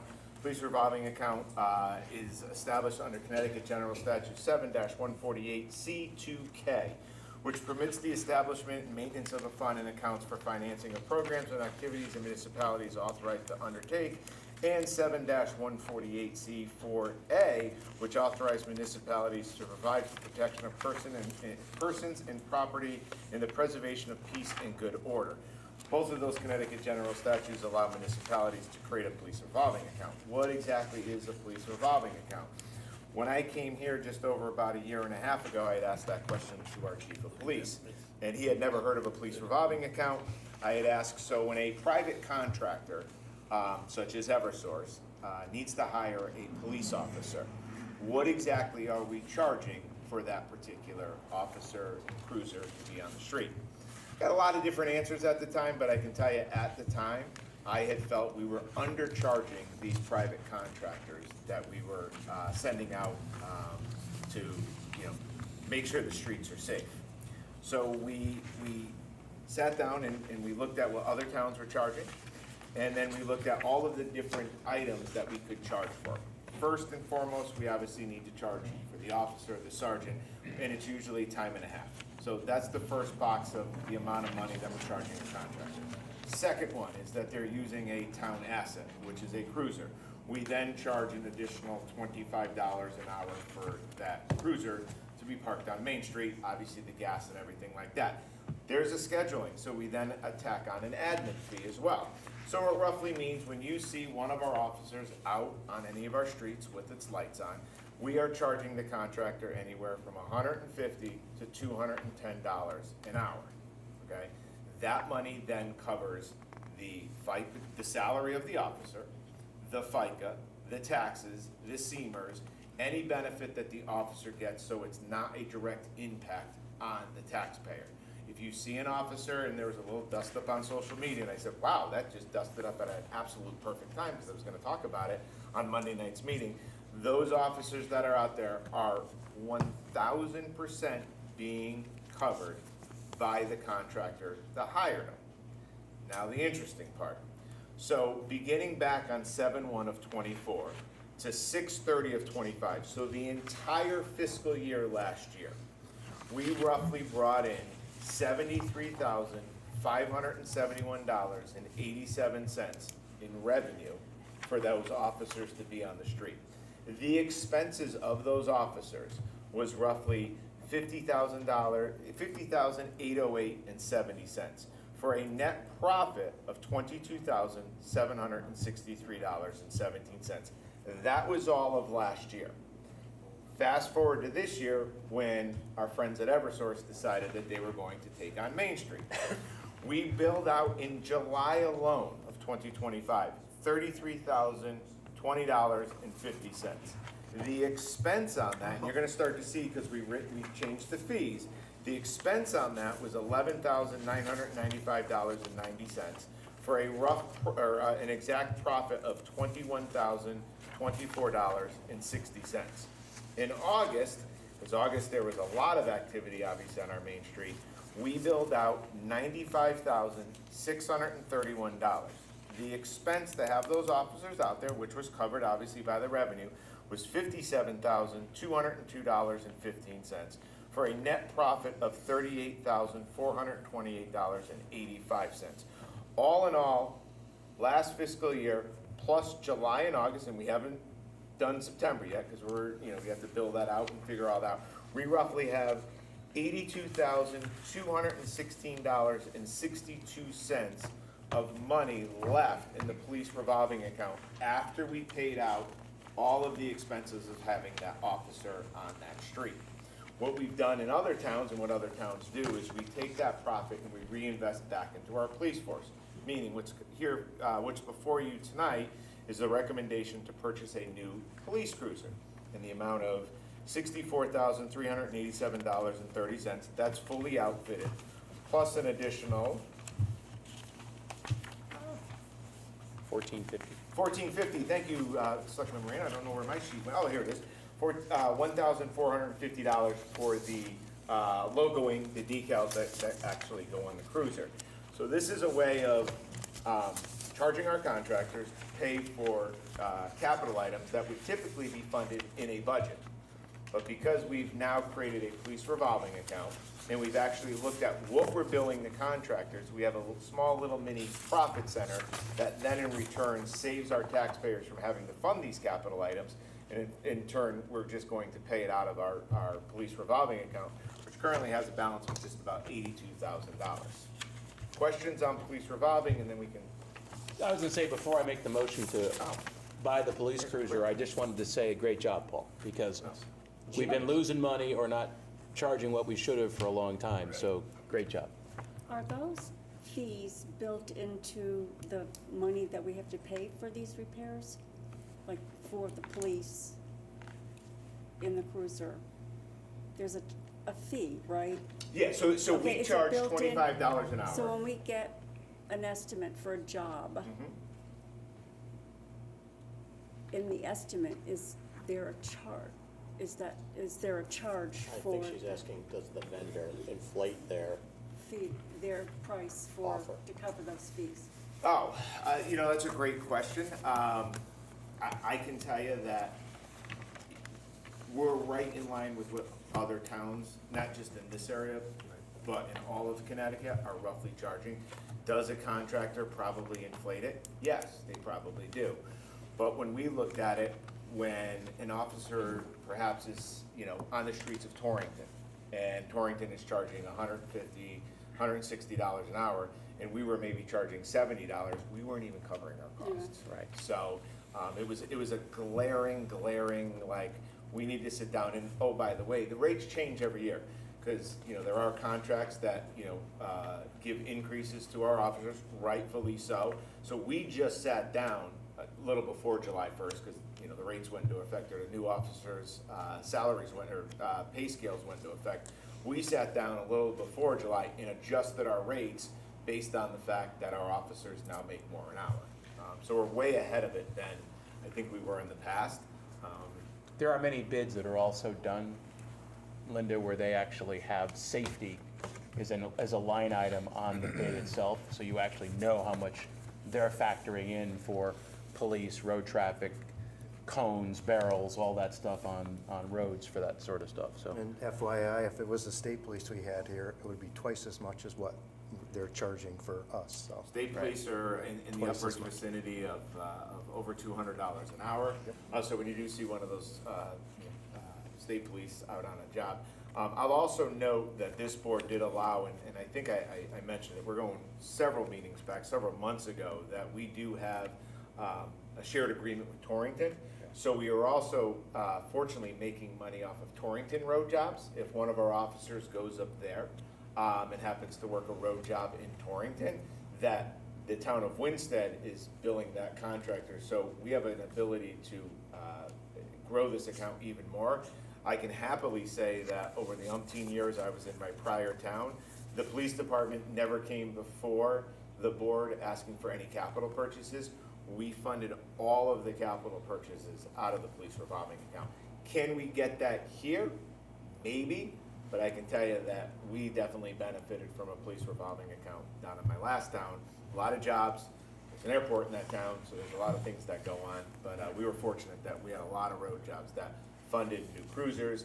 Yeah, I mean, go as far as, computer servers, anything you can possibly think of, and we're not draining this, but I was going in a different direction to Selectman Grappo's thing, is let's say we exhaust our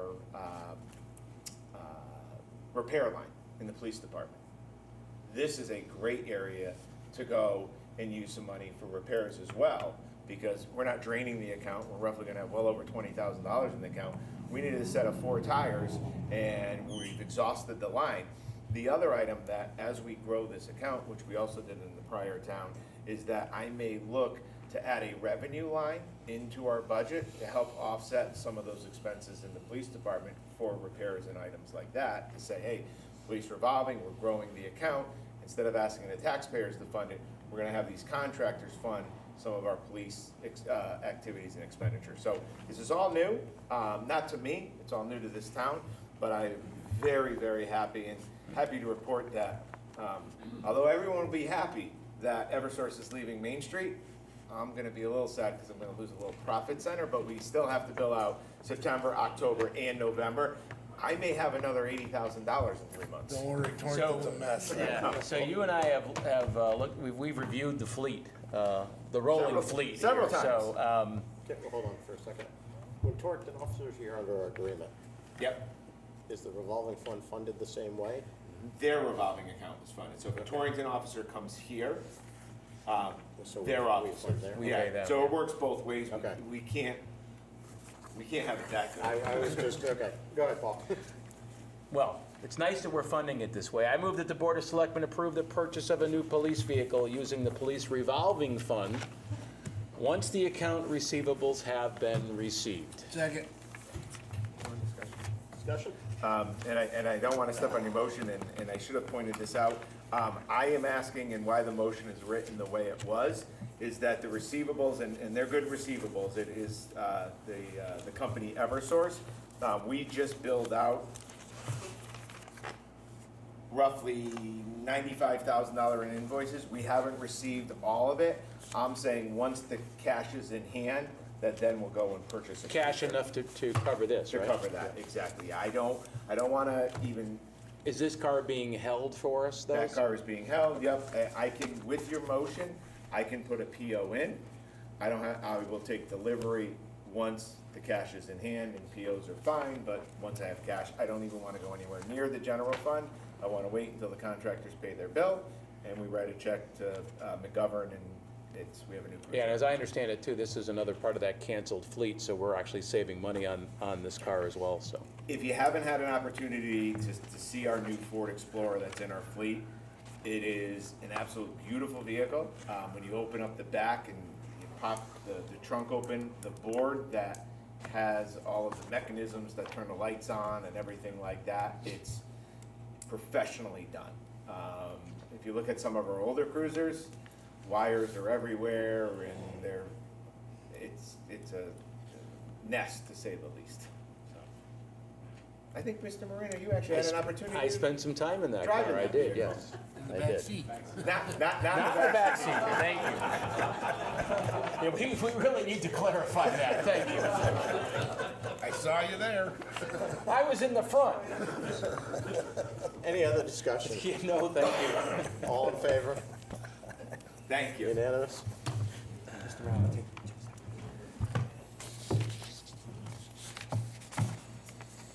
Moving on to item D, 25-34, cancellation of the November town meeting scheduled for November 3rd. So as you know, we did set a town meeting at our last Board of Selectmen meeting. I am having a little bit of some issues getting contracts to be signed. One of our buyers said he wasn't ready to act yet, and he still needs to wait on it a little bit. He thinks he may have a decision in December. The other property or other parcel, that gentleman has not signed his contract yet. So it's hard to go to a town meeting if I don't have contracts. Considering one of the parcel potential buyers is saying he won't be ready until December, I'm asking that we cancel the November 3rd town meeting that was scheduled. I presume we're continuing to market these properties now? Oh, yes. Okay. Yes. I move that the Board of Selectmen cancel the town meeting that was scheduled for November 3rd, 2025. Second. Any discussion? All in favor? Thank you. 5-0 with Selectmen. 25-35, proposed 24-25 year-end line item transfers as recommended by the Director of Finance. So I do believe, I confidently, but I'm 99.9%, I know we did a massive transfer at the last Board of Selectmen meeting. We did say there may be one. We did find that one. This transfer addresses an expense that was recorded to the police department after the prior September 5th meeting. So this is to close out the police department. We're taking $4,500 from gas and diesel from the, I believe it was Public Works. Highway, excuse me, and then putting it into the police department for $4,500. You'll note that this request is being submitted on the old budget form because we're gonna use the new budget form moving forward for this fiscal year. You get the last number. I move that the Board of Selectmen approve the following line item appropriation transfer of $4,500 from highways, gas, and diesels 1-311-820-0000 to police, gas, and diesel account 1-210-820-0000 in the amount of $4,500. Second. We have a motion, we have a second. Any discussion? Seeing none, all in favor? Unanimous? Thank you. 25-36, refunds as recommended by the Collector of Revenues. As you see, the amount of $3,051.99. Majority of them are corrections with 2 overpayments. I move the Board of Selectmen authorize the refunds recommended by the Collector of Revenue in the amount of $3,051.99. Second. We have a motion, we have a second. Any discussion? Being no discussion, all in favor? Unanimous? Moving on to item 11, citizens' comments. The Board of Selectmen welcomes public comments. Speakers be limited to 3 minutes and may speak once. Please give your name. Who would like to speak? Anyone? Just make sure you turn on the microphone.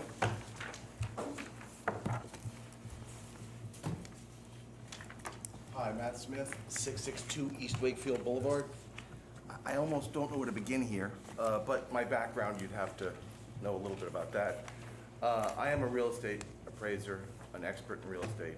I appraise and value low-income housing properties, all types of properties. My company represents the metropolitan area, being New Jersey, Connecticut, and New York.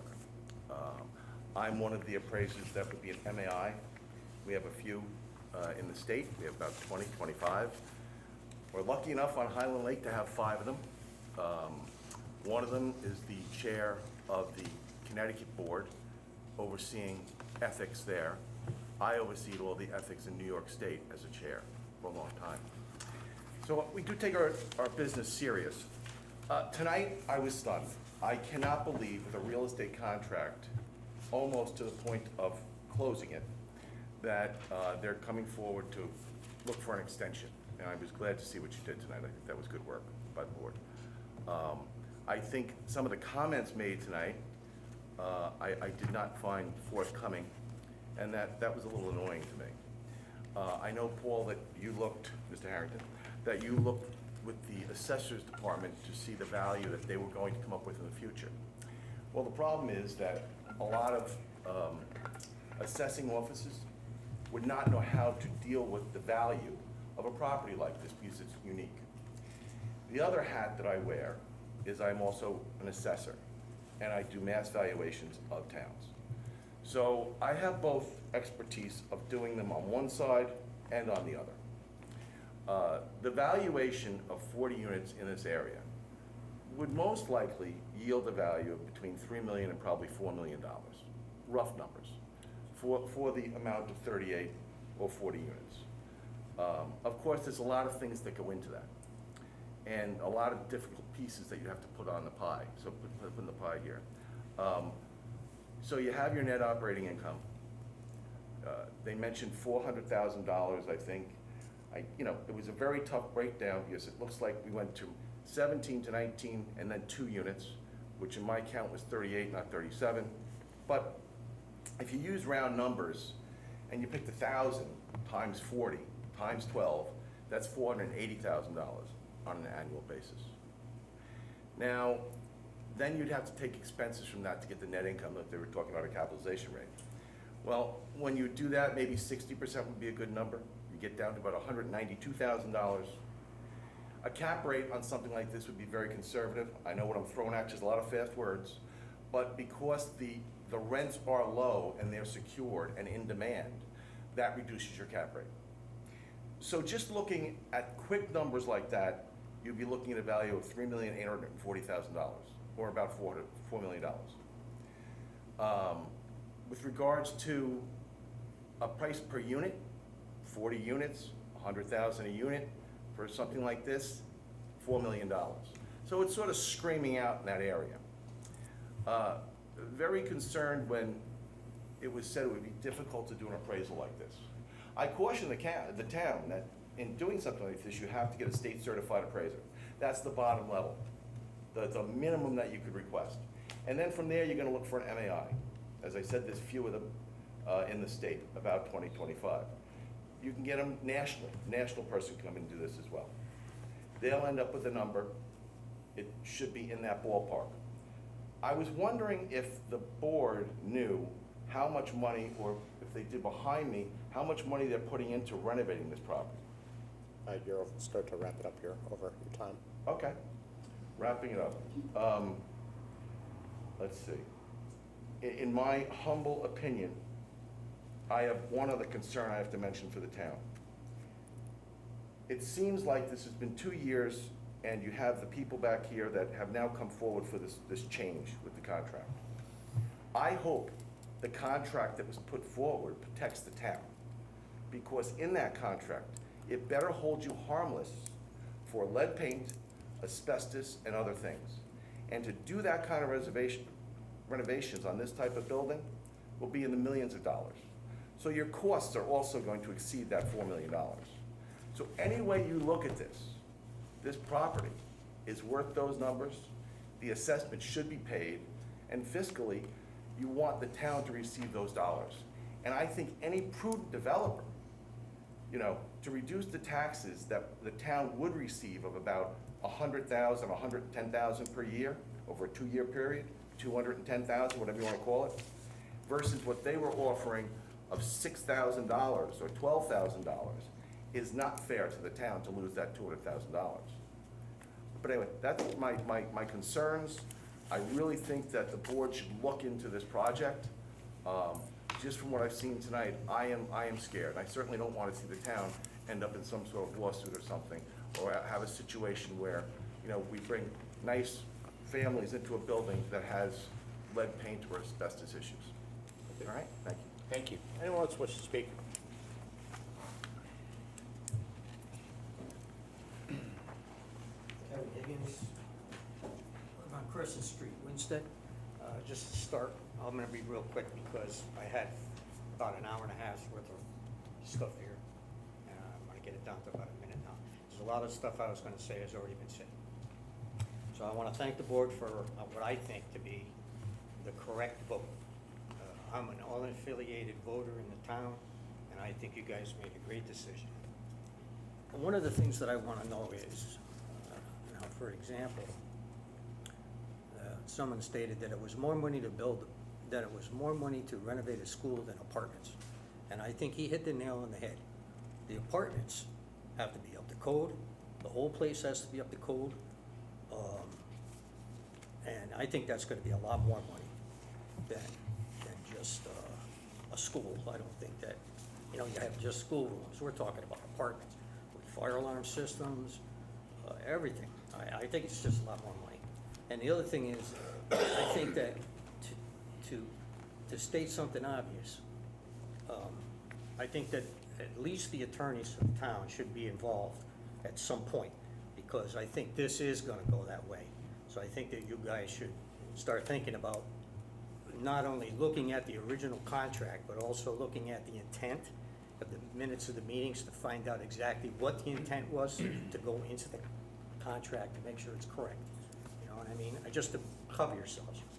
And the only other thing I have is, this is from a webpage. All the other stuff that I had was from the newspapers, and it didn't look good. But this is from the LCCHO. This is their own website. And I like to read one paragraph, then I'll stop. The LCCHO collaborated with volunteers to establish the Winchester Housing Partners, a new nonprofit designed to respond to these kind of opportunities in the community.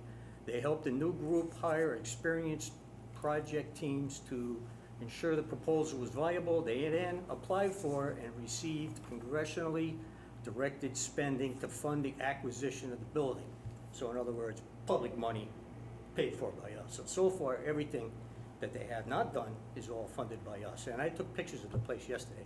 It looks the same as it did 2 years ago, 10 years ago. You could put school children back in there tomorrow. So they helped apply for the permitting for the conversion, and they provided seed money to accomplish these initial steps in the process. And that's it. That's all it says. This is a significant undertaking that a small, new nonprofit does not normally have the capacity for. And I think that the testimony today shows that. They're a small nonprofit, and I think on a shoestring. That's my own opinion, but it doesn't look good. That's all I have. Thanks, sir. Thank you. Oh, and I'd also like to know how much money is going to be taken for renovation, because I don't think that any money, from what I can see the funding, I don't think it's there. I don't think they have money for funding, and that's why they're here trying to get out of taxes, because there's not enough money to go around, plus renovate. That's just my opinion.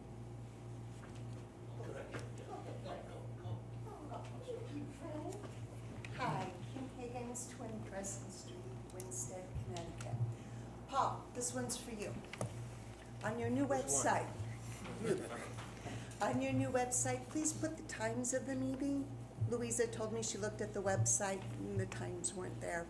That's what I'm gonna ask you to do. Second thing I want you to do for us is I want you to speak to Julie and get some grants going for our schools. Because Jay has money at the state level, but the grants have to be written. So if you would do that for us, I would be so appreciative. The third thing. I own a house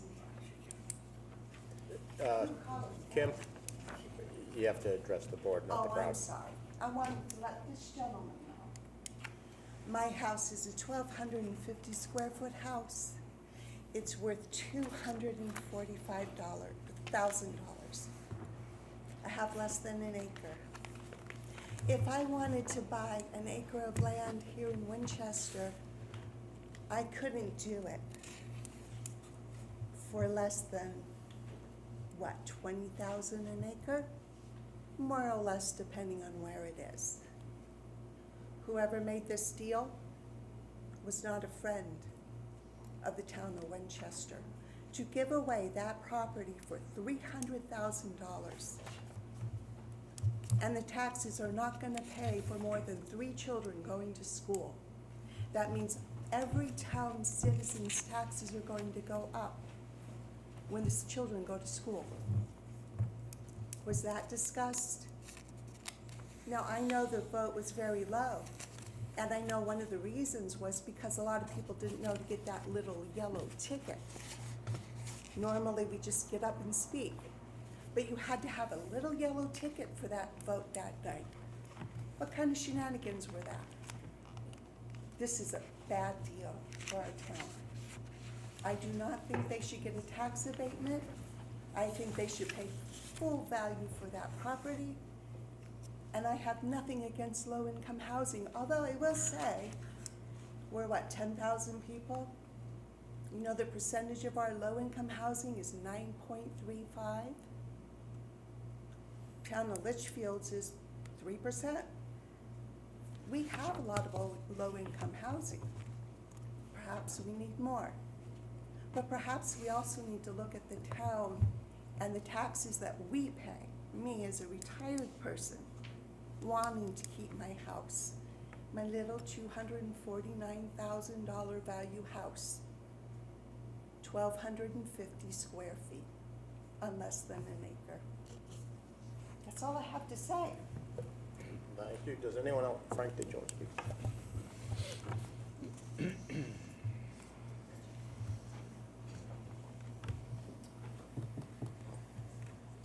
Frank Oliveri, 108 Shore Drive. This is for Mr. Green. This agreement with the state sounds too good to be true. I've worked in city government for 31 years and dealing with the state or the feds.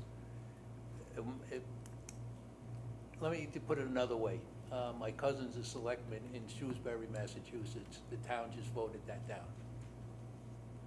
The hub, where the towns get grant money because they have a transportation hub in town, which is what Mr. Green mentioned. I mentioned the transit-oriented development is one of the goals. It wouldn't really be the goal here because we don't have that. That's what I mean, all right. But also, I've never dealt in any negotiation with the state or the feds in New York. It always been after the agreement is signed, and you think you got what you have, within a month, you find out you don't have exactly what they agreed to.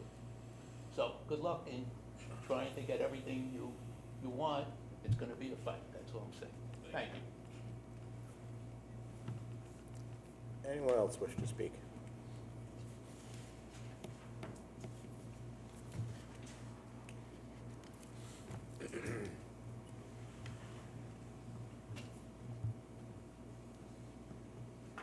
Deborah Jablonski, 181 Rollins Hill Road. There's a couple of points I wanted to ask the board, and maybe Paul knows. Do we have an actual purchase contract for this property? Or do we have a purchase with option to buy? Do you, Mr. Mayor, we have 2 documents that were signed back in 2023. We have a first document titled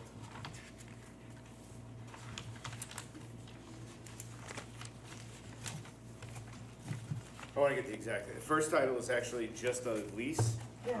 which talks That's about, my and then there's a question. second document that was signed that is the option to purchase. Okay, so we don't really have a full-fledged purchase contract for this property.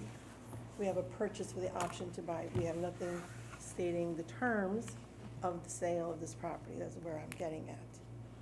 That's what I'm getting at. So that's what the lawyers are working on right now. Their side obviously has an attorney. I forgot the individual's name, So obviously. now the we're at a town has point one. where we're coming here and we're asking for something to change or whatever. So this now opens up this contract. And that's a fact for anybody. I'm in real estate, so I'm gonna tell you. I'm representing the seller, and the buyer comes in and, or changes something at the last second. Appraisal doesn't come in correctly, maybe it's lower, which is good for the buyer, and the seller can either, you know, get their own appraisal or not, depending on how far off it is, and vice versa. If it comes in high, the buyer can say, oh, no, I'm not paying that, we're walking away. So those kind of things have to be in the contract also. But my point is, we now have a renegotiable contract on this table for you folks to anticipate reviewing and putting your 2 cents in, because you've heard a lot from us today. And in their proposal, they do state that they're gonna have an expenditure of approximately $18 million to develop, for development costs. And this money will be raised by state, federal, and private funders. But my other question and concern is, how are they going for a state, federal, private funding and going to in front of those boards without some type of appraisal? Because I'm sure they're not gonna give out $18 million and say, well, what is this valued at? Am I right or am I wrong? Seriously. And it's like you said, Ms. Marino, that, you know, why are you just coming here now? But I was at that meeting when this fiasco happened, and it was a fiasco.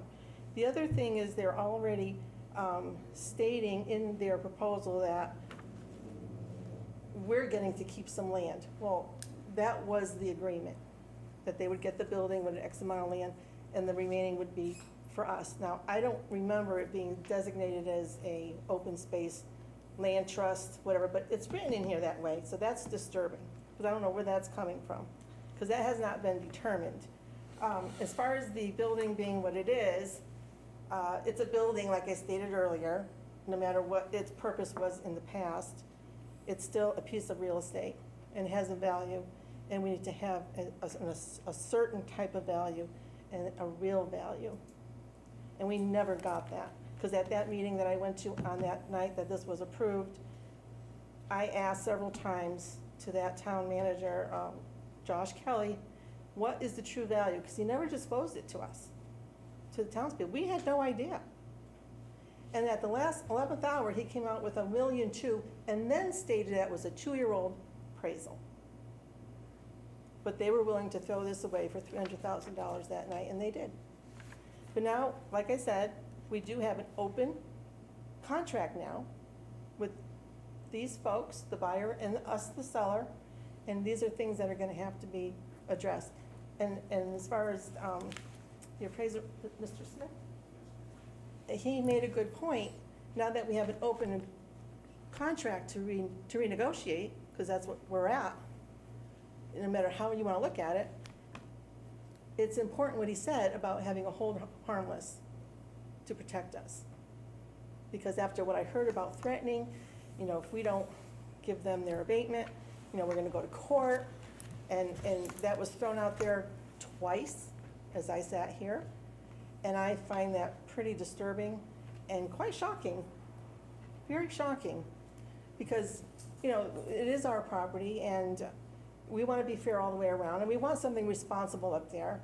And, you know, we have a lot of other properties coming down the pike, and we want everything just to be handled responsibly and fairly. You're over. Thank you. Please begin. Okay. Does anyone else wish to speak? Moving on to item 12, executive session, discussions regarding the selection of a site or the lease, sale, or purchase of real estate through Connecticut General Statute 1-200 6D. Can I have a motion to go to executive session? So moved. Taking the town manager along with us and Town Jeff manager Green. and Jeff Green. Okay.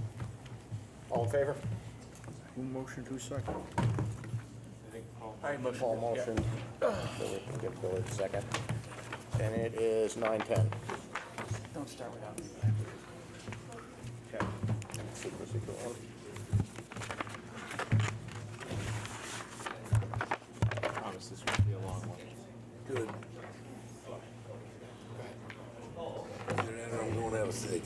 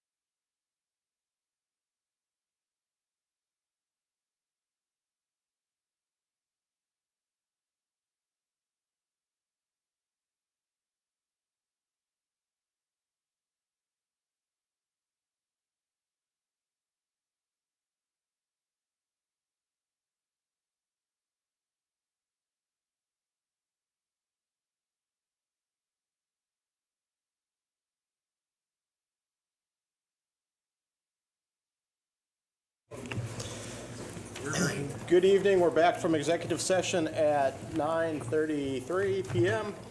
We have no action to take. Moving on to item 13, Selectmen's comments and reports. Said this last meeting, I'll say it one more time, trunk or treat is coming up for the Parks and Recreations Department. They are looking for donations of candy. If anybody'd like to purchase candy, drop it off. Terry Hall will accept it, or Don't give it to Paul. Tanya, Parks and Recs. They Do won't not get leave it at Mr. Harrington's office. But it should be, it's looking like it's gonna turn out to be a really good event this year. We have a lot of participants signed up. If myself, Terry, or Tanya's not there, there is a box just outside the Parks and Rec Director's office that will receive that. So there's a box up there. Can't miss it. Other comments? Yes, actually, I think maybe sometime on the agenda, we should change where the selectmen reports are.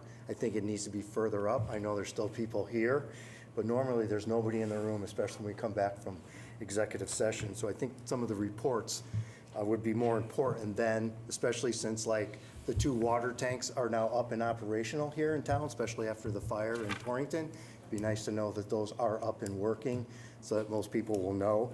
I've actually had ambulance personnel from the Norfolk Ambulance wanted me to thank the police department for helping on a mutual call. They actually helped carry the patient out of the building, which he was just absolutely ecstatic. And he says, no other police department has ever done that with them before. And the other thing, a couple other things, the fire department, if you saw, had the self-contained breathing apparatus where they saved the 2 towns $550,000 by getting grants from the FEMA department. So that was a big plus, and thank you to those chiefs for doing that. But I think the important thing is we do have a lot of old mill buildings here in town, and like I said before, with that fire that happened down there, there's the potential of it happening here too.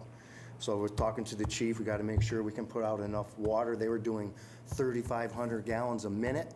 It was robbing water from everywhere in town, even the tanks. They had to slow that process down because they couldn't keep up with the water supply, and that's a big thing. So I think it's pretty important that we hit some of those things. Like I say, especially the reports up a little earlier on our agenda. The comments, the candy and all that, that's nice, but I think the reports would be nice moved up, especially when there's people here, so. Other comments? Just a reminder, this coming Wednesday night from 5 to 7, Little Red Barn. We call it the nationwide launch of our EDC video. Tickets are available through the town website. Through EDC, and we're just trying to get a count for food, stuff like that. So they're free of charge to come out, but we do want to get a count of who's coming. It's available on our town website. Click on it and you'll get sent to Eventbrite, not Everbridge, to just register yourself. Literally takes 10 seconds. We just want to know who's coming. Motion to adjourn. Second. All in favor? Good night. Thanks, everybody. Thanks, Jeff. See you in the morning. I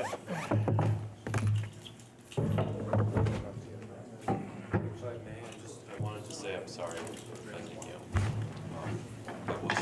I was not intending to threaten to make that comment threatening. I was just sort of saying that's how property owners address evaluation if they don't. Yeah, the delivery was a little. I'm sorry. I thank you guys for considering our suggestion. I did think your suggestion was very good, so we're planning to follow up on that, get the 2 appraisals. I think that's the See fair where way. it comes in. Understood. So, Makes a lot of sense. Yep. something anyway, about thanks these very guys. much. Thank you. Anyone Sorry. I have an open door policy around. Thank you very So much. just call Terry, set an appointment, and let's.